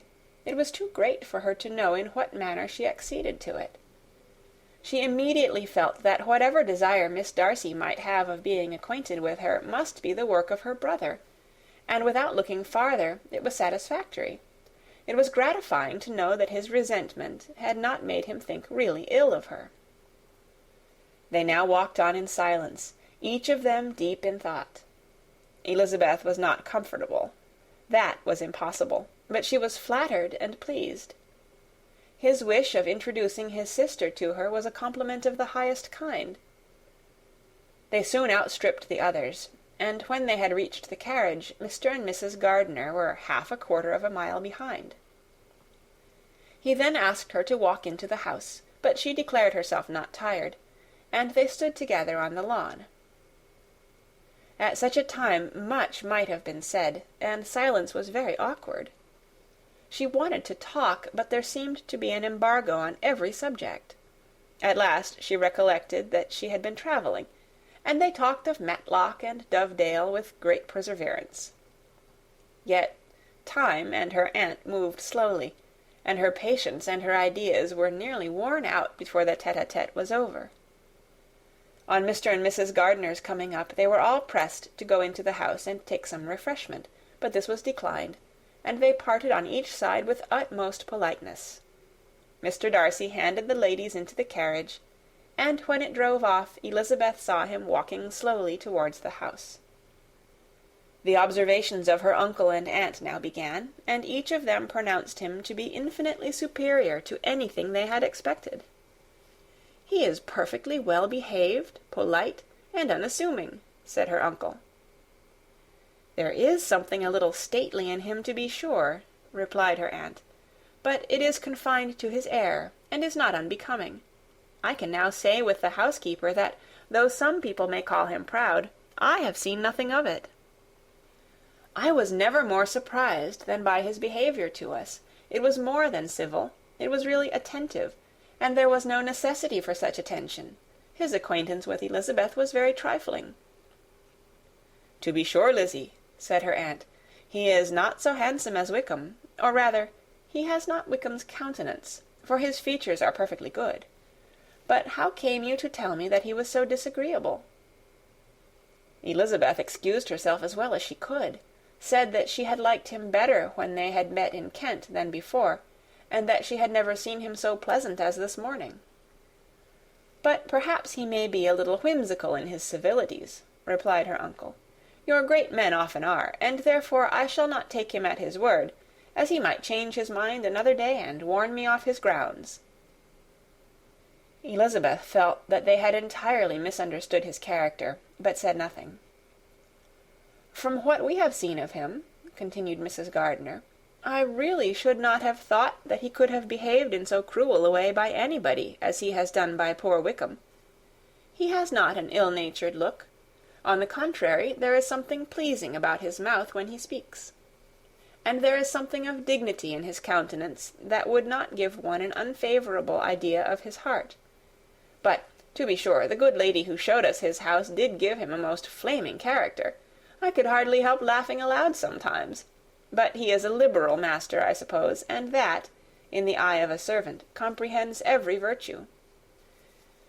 Elizabeth here felt herself called on to say something in vindication of his behaviour to Wickham, and therefore gave them to understand, in as guarded a manner as she could, that by what she had heard from his relations in Kent, his actions were capable of a very different construction, and that his character was by no means so faulty, nor Wickham's so amiable, as they had been considered in Hertfordshire. In confirmation of this, she related the particulars of all the pecuniary transactions in which they had been connected, without actually naming her authority, but stating it to be such as might be relied on. Mrs. Gardiner was surprised and concerned, but as they were now approaching the scene of her former pleasures, every idea gave way to the charm of recollection, and she was too much engaged in pointing out to her husband all the interesting spots in its environs to think of anything else. Fatigued as she had been by the morning's walk, they had no sooner dined than she set off again in quest of her former acquaintance, and the evening was spent in the satisfactions of an intercourse renewed after many years' discontinuance. The occurrences of the day were too full of interest to leave Elizabeth much attention for any of these new friends, and she could do nothing but think, and think with wonder, of Mr. Darcy's civility, and, above all, of his wishing her to be acquainted with his sister. End of chapter 43. Read by Kara Schallenberg on December 17th, 2005. In Oceanside, California. Pride and Prejudice by Jane Austen. Chapter 44. Elizabeth had settled it that Mr. Darcy would bring his sister to visit her the very day after her reaching Pemberley, and was consequently resolved not to be out of sight of the inn the whole of that morning. But her conclusion was false, for on the very morning after their arrival at Lambton, these visitors came. They had been walking about the place with some of their new friends, and were just returning to the inn to dress themselves for dining with the same family, when the sound of a carriage drew them to a window, and they saw a gentleman and a lady in a curricle driving up the street. Elizabeth, immediately recognizing the livery, guessed what it meant, and imparted no small degree of her surprise to her relations by acquainting them with the honour which she expected. Her uncle and aunt were all amazement, and the embarrassment of her manner as she spoke, joined to the circumstance itself, and many of the circumstances of the preceding day, opened to them a new idea on the business. Nothing had ever suggested it before, but they felt that there was no other way of accounting for such attentions from such a quarter than by supposing a partiality for their niece. While these newly born notions were passing in their heads, the perturbation of Elizabeth's feelings was at every moment increasing. She was quite amazed at her own discomposure, but amongst other causes of disquiet, she dreaded lest the partiality of the brother should have said too much in her favour, and, more than commonly anxious to please, she naturally suspected that every power of pleasing would fail her. She retreated from the window, fearful of being seen, and as she walked up and down the room, endeavouring to compose herself, saw such looks of inquiring surprise in her uncle and aunt as made everything worse. Miss Darcy and her brother appeared, and this formidable introduction took place. With astonishment did Elizabeth see that her new acquaintance was at least as much embarrassed as herself. Since her being at Lambton, she had heard that Miss Darcy was exceedingly proud, but the observation of a very few minutes convinced her that she was only exceedingly shy. She found it difficult to obtain even a word from her beyond a monosyllable. Miss Darcy was tall, and on a larger scale than Elizabeth, and, though little more than 16, her figure was formed, and her appearance womanly and graceful. She was less handsome than her brother, but there was sense and good humour in her face, and her manners were perfectly unassuming and gentle. Elizabeth, who had expected to find in her as acute and unembarrassed an observer as ever Mr. Darcy had been, was much relieved by discerning such different feelings. They had not long been together before Mr. Darcy told her that Bingley was also coming to wait on her, and she had barely time to express her satisfaction and prepare for such a visitor, when Bingley's quick step was heard on the stairs, and in a moment he entered the room. All Elizabeth's anger against him had been long done away, but had she still felt any, it could hardly have stood its ground against the unaffected cordiality with which he expressed himself on seeing her again. He inquired in a friendly, though general way, after her family, and looked and spoke with the same good-humoured ease that he had ever done. To Mr. and Mrs. Gardiner he was scarcely a less interesting personage than to herself. They had long wished to see him. The whole party before them, indeed, excited a lively attention. The suspicions which had just arisen of Mr. Darcy and their niece directed their observation towards each with an earnest, though guarded, inquiry, and they soon drew from those inquiries the full conviction that one of them, at least, knew what it was to love. Of the lady's sensations they remained a little in doubt, but that the gentleman was overflowing with admiration was evident enough. Elizabeth, on her side, had much to do. She wanted to ascertain the feelings of each of her visitors. She wanted to compose her own, and to make herself agreeable to all, and in the latter object, where she feared most to fail, she was most sure of success, for those to whom she endeavoured to give pleasure were prepossessed in her favour. Bingley was ready, Georgiana was eager, and Darcy determined to be pleased. In seeing Bingley, her thoughts naturally flew to her sister, and oh, how ardently did she long to know whether any of his were directed in a like manner. Sometimes she could fancy that he talked less than on former occasions, and once or twice pleased herself with the notion that, as he looked at her, he was trying to trace a resemblance. But, though this might be imaginary, she could not be deceived as to his behaviour to Miss Darcy, who had been set up as a rival to Jane. No look appeared on either side that spoke particular regard. Nothing occurred between them that could justify the hopes of his sister. On this point she was soon satisfied, and 2 or 3 little circumstances occurred ere they parted, which, in her anxious interpretation, denoted a recollection of Jane not untinctured by tenderness, and a wish of saying more that might lead to the mention of her, had he dared. He observed to her, at a moment when the others were talking together, and in a tone which had something of real regret, that it was a very long time since he had had the pleasure of seeing her, and, before she could reply, he added, "It is above 8 months. We have not met since the 26th of November, when we were all dancing together at Netherfield." Elizabeth was pleased to find his memory so exact, and he afterwards took occasion to ask her, when unattended to by any of the rest, whether all her sisters were at Longbourn. There was not much in the question, nor in the preceding remark, but there was a look and a manner which gave them meaning. It was not often that she could turn her eyes on Mr. Darcy himself, but whenever she did catch a glimpse, she saw an expression of general complaisance, and in all that he said she heard an accent so removed from hauteur or disdain of his companions as convinced her that the improvement of manners which she had yesterday witnessed, however temporary its existence might prove, had at least outlived one day.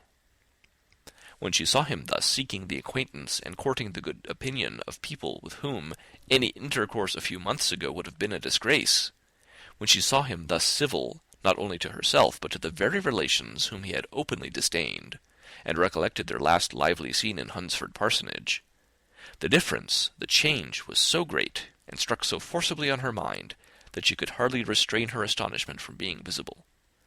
Never, even in the company of his dear friends at Netherfield, or his dignified relations at Rosings, had she seen him so desirous to please, so free from self-consequence or unbending reserve, as now, when no importance could result from the success of his endeavours, and when even the acquaintance of those to whom his attentions were addressed would draw down the ridicule and censure of the ladies, both of Netherfield and Rosings. Their visitor stayed with them above half an hour, and when they arose to depart, Mr. Darcy called on his sister to join him in expressing their wish of seeing Mr. and Mrs. Gardiner and Miss Bennet to dinner at Pemberley before they left the country. Miss Darcy, though with a diffidence which marked her little in the habit of giving invitations, readily obeyed. Mrs. Gardiner looked at her niece, desirous of knowing how she, whom the invitation most concerned, felt disposed as to its acceptance, but Elizabeth had turned away her head. Presuming, however, that this studied avoidance spoke rather a momentary embarrassment than any dislike of the proposal, and seeing in her husband, who was fond of society, a perfect willingness to accept it, she ventured to engage for her attendance, and the day after the next was fixed on. Bingley expressed great pleasure in the certainty of seeing Elizabeth again, having still a great deal to say to her, and many inquiries to make after all their Hertfordshire friends. Elizabeth, construing all this into a wish of hearing her speak of her sister, was pleased, and on this account, as well as some others, found herself, when their visitors left them, capable of considering the last half-hour with some satisfaction, though while it was passing, the enjoyment of it had been little. Eager to be alone, and fearful of inquiries or hints from her uncle and aunt, she stayed with them only long enough to hear their favourable opinion of Bingley, and then hurried away to dress. But she had no reason to fear Mr. and Mrs. Gardiner's curiosity. It was not their wish to force her communication. It was evident that she was much better acquainted with Mr. Darcy than they had before any idea of. It was evident that he was very much in love with her. They saw much to interest, but nothing to justify inquiry. Of Mr. Darcy it was now a matter of anxiety to think well, and, as far as their acquaintance reached, there was no fault to find. They could not be untouched by his politeness, and had they drawn his character from their own feelings and his servant's report, without any reference to any other account, the circle in Hertfordshire to which he was known would not have recognized it for Mr. Darcy. There was now an interest, however, in believing the housekeeper, and they soon became sensible that the authority of a servant who had known him since he was 4 years old, and whose own manners indicated respectability, was not to be hastily rejected. Neither had anything occurred in the intelligence of their Lambton friends that could materially lessen its weight. They had nothing to accuse him of but pride. Pride he probably had, and if not, it would certainly be imputed by the inhabitants of a small market town where the family did not visit. It was acknowledged, however, that he was a liberal man, and did much good among the poor. With respect to Wickham, the travellers soon found that he was not held there in much estimation, for though the chief of his concerns with the son of his patron were imperfectly understood, it was yet a well-known fact that, on his quitting Derbyshire, he had left many debts behind him, which Mr. Darcy afterwards discharged. As for Elizabeth, her thoughts were at Pemberley this evening more than the last, and the evening, though as it passed seemed long, was not long enough to determine her feelings towards one in that mansion, and she lay awake 2 whole hours endeavouring to make them out. She certainly did not hate him. No, hatred had vanished long ago, and she had almost as long been ashamed of ever feeling a dislike against him that could be so called. The respect created by the conviction of his valuable qualities, though at first unwillingly admitted, had for some time ceased to be repugnant to her feeling, and it was now heightened into somewhat of a friendlier nature by the testimony so highly in his favour, and bringing forward his disposition in so amiable a light which yesterday had produced. But above all, above respect and esteem, there was a motive within her of goodwill which could not be overlooked. It was gratitude. Gratitude, not merely for having once loved her, but for loving her still well enough to forgive all the petulance and acrimony of her manner in rejecting him, and all the unjust accusations accompanying her rejection. He who, she had been persuaded, would avoid her as his greatest enemy, seemed, on this accidental meeting, most eager to preserve the acquaintance, and without any indelicate display of regard, or any peculiarity of manner, where their 2 selves only were concerned, was soliciting the good opinion of her friends, and bent on making her known to his sister. Such a change in a man of so much pride, exciting not only astonishment but gratitude, for to love, ardent love, it must be attributed, and as such its impression on her was of a sort to be encouraged, as by no means unpleasing, though it could not be exactly defined. She respected, she esteemed, she was grateful to him, she felt a real interest in his welfare, and she only wanted to know how far she wished that welfare to depend upon herself, and how far it would be for the happiness of both that she should employ the power, which her fancy told her she still possessed, of bringing on her the renewal of his addresses. It had been settled in the evening between the aunt and the niece that such a striking civility as Miss Darcy's in coming to see them on the very day of her arrival at Pemberley, for she had reached it only to a late breakfast, ought to be imitated, though it could not be equalled, by some exertion of politeness on their side, and, consequently, that it would be highly expedient to wait on her at Pemberley the following morning. They were, therefore, to go. Elizabeth was pleased, though when she asked herself the reason, she had very little to say in reply. Mr. Gardiner left them soon after breakfast. The fishing scheme had been renewed the day before, and a positive engagement made of his meeting some of the gentlemen at Pemberley before noon. Chapter 45. Convinced, as Elizabeth now was, that Miss Bingley's dislike of her had originated in jealousy, she could not help feeling how unwelcome her appearance at Pemberley must be to her, and was curious to know with how much civility on that lady's side the acquaintance would now be renewed.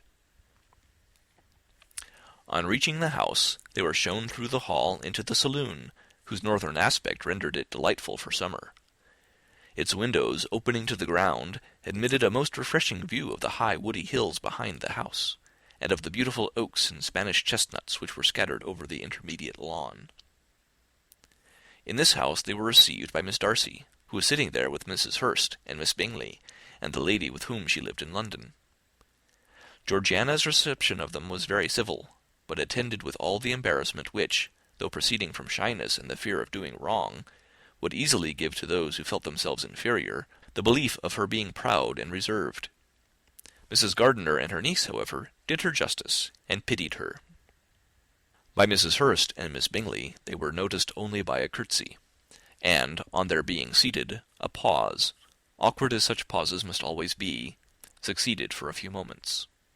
It was first broken by Mrs. Annesley, a genteel, agreeable-looking woman, whose endeavour to introduce some kind of discourse proved her to be more truly well-bred than either of the others, and between her and Mrs. Gardiner, with occasional help from Elizabeth, the conversation was carried on.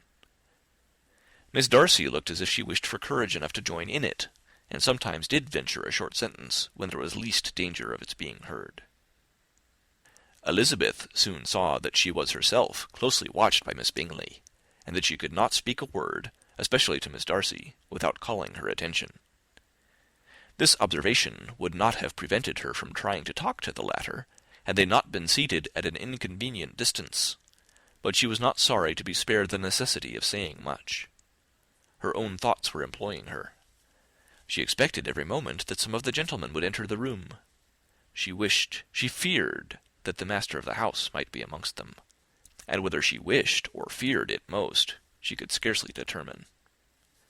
After sitting in this manner a quarter of an hour without hearing Miss Bingley's voice, Elizabeth was roused by receiving from her a cold inquiry after the health of her family. She answered with equal indifference and brevity, and the others said no more. The next variation which their visit afforded was produced by the entrance of servants, with cold meat, cake, and a variety of all the finest fruits in season.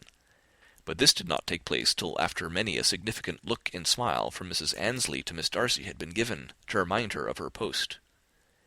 There was now employment for the whole party, for though they could not all talk, they could all eat, and the beautiful pyramids of grapes, nectarines, and peaches soon collected them round the table. While thus engaged, Elizabeth had a fair opportunity of deciding whether she most feared or wished for the appearance of Mr. Darcy, by the feelings which prevailed on his entering the room. And then, though but a moment before she had believed her wishes to predominate, she began to regret that he came. He had been some time with Mr. Gardiner, who, with 2 or 3 other gentlemen from the house, was engaged by the river, and had left him only on learning that the ladies of the family intended a visit to Georgiana that morning. No sooner did he appear than Elizabeth wisely resolved to be perfectly easy and unembarrassed, a resolution the more necessary to be made, but perhaps not the more easily kept, because she saw that the suspicions of the whole party were awakened against them, and that there was scarcely an eye which did not watch his behaviour when he first came into the room. In no countenance was attentive curiosity so strongly marked as in Miss Bingley's, in spite of the smiles which overspread her face whenever she spoke to one of its objects, for jealousy had not yet made her desperate, and her attentions to Mr. Darcy were by no means over. Miss Darcy, on her brother's entrance, exerted herself much more to talk, and Elizabeth saw that he was anxious for his sister and herself to get acquainted, and forwarded, as much as possible, every attempt at conversation on either side. Miss Bingley saw all this likewise, and, in the imprudence of anger, took the first opportunity of saying, with sneering civility, "Pray, Miss Eliza, are not the shire militia removed from Meryton? They must be a great loss to your family." In Darcy's presence she dared not mention Wickham's name, but Elizabeth instantly comprehended that he was uppermost in her thoughts, and the various recollections connected with him gave her a moment's distress. But, exerting herself vigorously to repel the ill-natured attack, she presently answered the question in a tolerably detached tone. While she spoke, an involuntary glance showed her Darcy, with a heightened complexion, earnestly looking at her, and his sister overcome with confusion and unable to lift up her eyes. Had Miss Bingley known what pain she was then giving her beloved friend, she undoubtedly would have refrained from the hint, but she had merely intended to discompose Elizabeth by bringing forth the idea of a man to whom she believed her partial, to make her betray a sensibility which might injure her in Darcy's opinion, and, perhaps, to remind the latter of all the follies and absurdities by which some part of her family were connected with that corps. Not a syllable had ever reached her of Miss Darcy's meditated elopement. To no creature had it been revealed, where secrecy was possible, except to Elizabeth, and from all Bingley's connections her brother was particularly anxious to conceal it, from the very wish which Elizabeth had long ago attributed to him, of their becoming hereafter her own. He had certainly formed such a plan, and without meaning that it should affect his endeavour to separate him from Miss Bennet, it is probable that it might add something to his lively concern for the welfare of his friend. Elizabeth's collected behaviour, however, soon quieted his emotion, and as Miss Bingley, vexed and disappointed, dared not approach nearer to Wickham, Georgiana also recovered in time, though not enough to be able to speak any more. Her brother, whose eye she feared to meet, scarcely recollected her interest in the affair, and the very circumstance which had been designed to turn his thoughts from Elizabeth seemed to have fixed them on her more and more cheerfully. Their visit did not continue long after the question and answer above mentioned, and while Mr. Darcy was attending them to their carriage, Miss Bingley was venting her feelings in criticisms on Elizabeth's person, behaviour, and dress. But Georgiana would not join her. Her brother's recommendation was enough to ensure her favour. His judgment could not err, and he had spoken in such terms of Elizabeth as to leave Georgiana without the power of finding her otherwise than lovely and amiable. When Darcy returned to the saloon, Miss Bingley could not help repeating to him some part of what she had been saying to his sister. "How very ill Miss Eliza Bennet looks this morning, Mr. Darcy," she cried. "I never in my life saw anyone so much altered as she is since the winter. She has grown so brown and coarse. Louisa and I were agreeing that we should not have known her again." However little Mr. Darcy might have liked such an address, he contented himself with coolly replying that he perceived no other alteration than her being rather tanned, no miraculous consequence of travelling in the summer. "For my own part," she rejoined, "I must confess that I never could see any beauty in her. Her face is too thin, her complexion has no brilliancy, and her features are not at all handsome. Her nose wants character, there is nothing marked in its lines. Her teeth are tolerable, but not out of the common way, and as for her eyes, which have sometimes been called so fine, I could never see anything extraordinary in them. They have a sharp, shrewish look, which I do not like at all, and in her air altogether there is a self-sufficiency without fashion which is intolerable." Persuaded as Miss Bingley was that Darcy admired Elizabeth, this was not the best method of recommending herself. But angry people are not always wise, and in seeing him at last look somewhat nettled, she had all the success she expected. He was resolutely silent, however, and from a determination of making him speak, she continued, "I remember, when we first knew her in Hertfordshire, how amazed we all were to find that she was a reputed beauty, and I particularly recollect your saying one night, after they had been dining at Netherfield, 'She a beauty! I should as soon call her mother a wit.' But afterwards she seemed to improve on you, and I believe you thought her rather pretty at one time." "Yes," replied Darcy, who could contain himself no longer, "but that was only when I first saw her, for it is many months since I have considered her as one of the handsomest women of my acquaintance." He then went away, and Miss Bingley was left to all the satisfaction of having forced him to say what gave no one any pain but herself. Mrs. Gardiner and Elizabeth talked of all that had occurred during their visit, as they returned, except what had particularly interested them both. The look and behaviour of everybody they had seen were discussed, except of the person who had mostly engaged their attention. They talked of his sister, his friends, his house, his fruit, of everything but himself. Yet Elizabeth was longing to know what Mrs. Gardiner thought of him, and Mrs. Gardiner would have been highly gratified by her niece's beginning the subject. End of chapter 45. Recorded March 4th, 2006, in Bishop, California.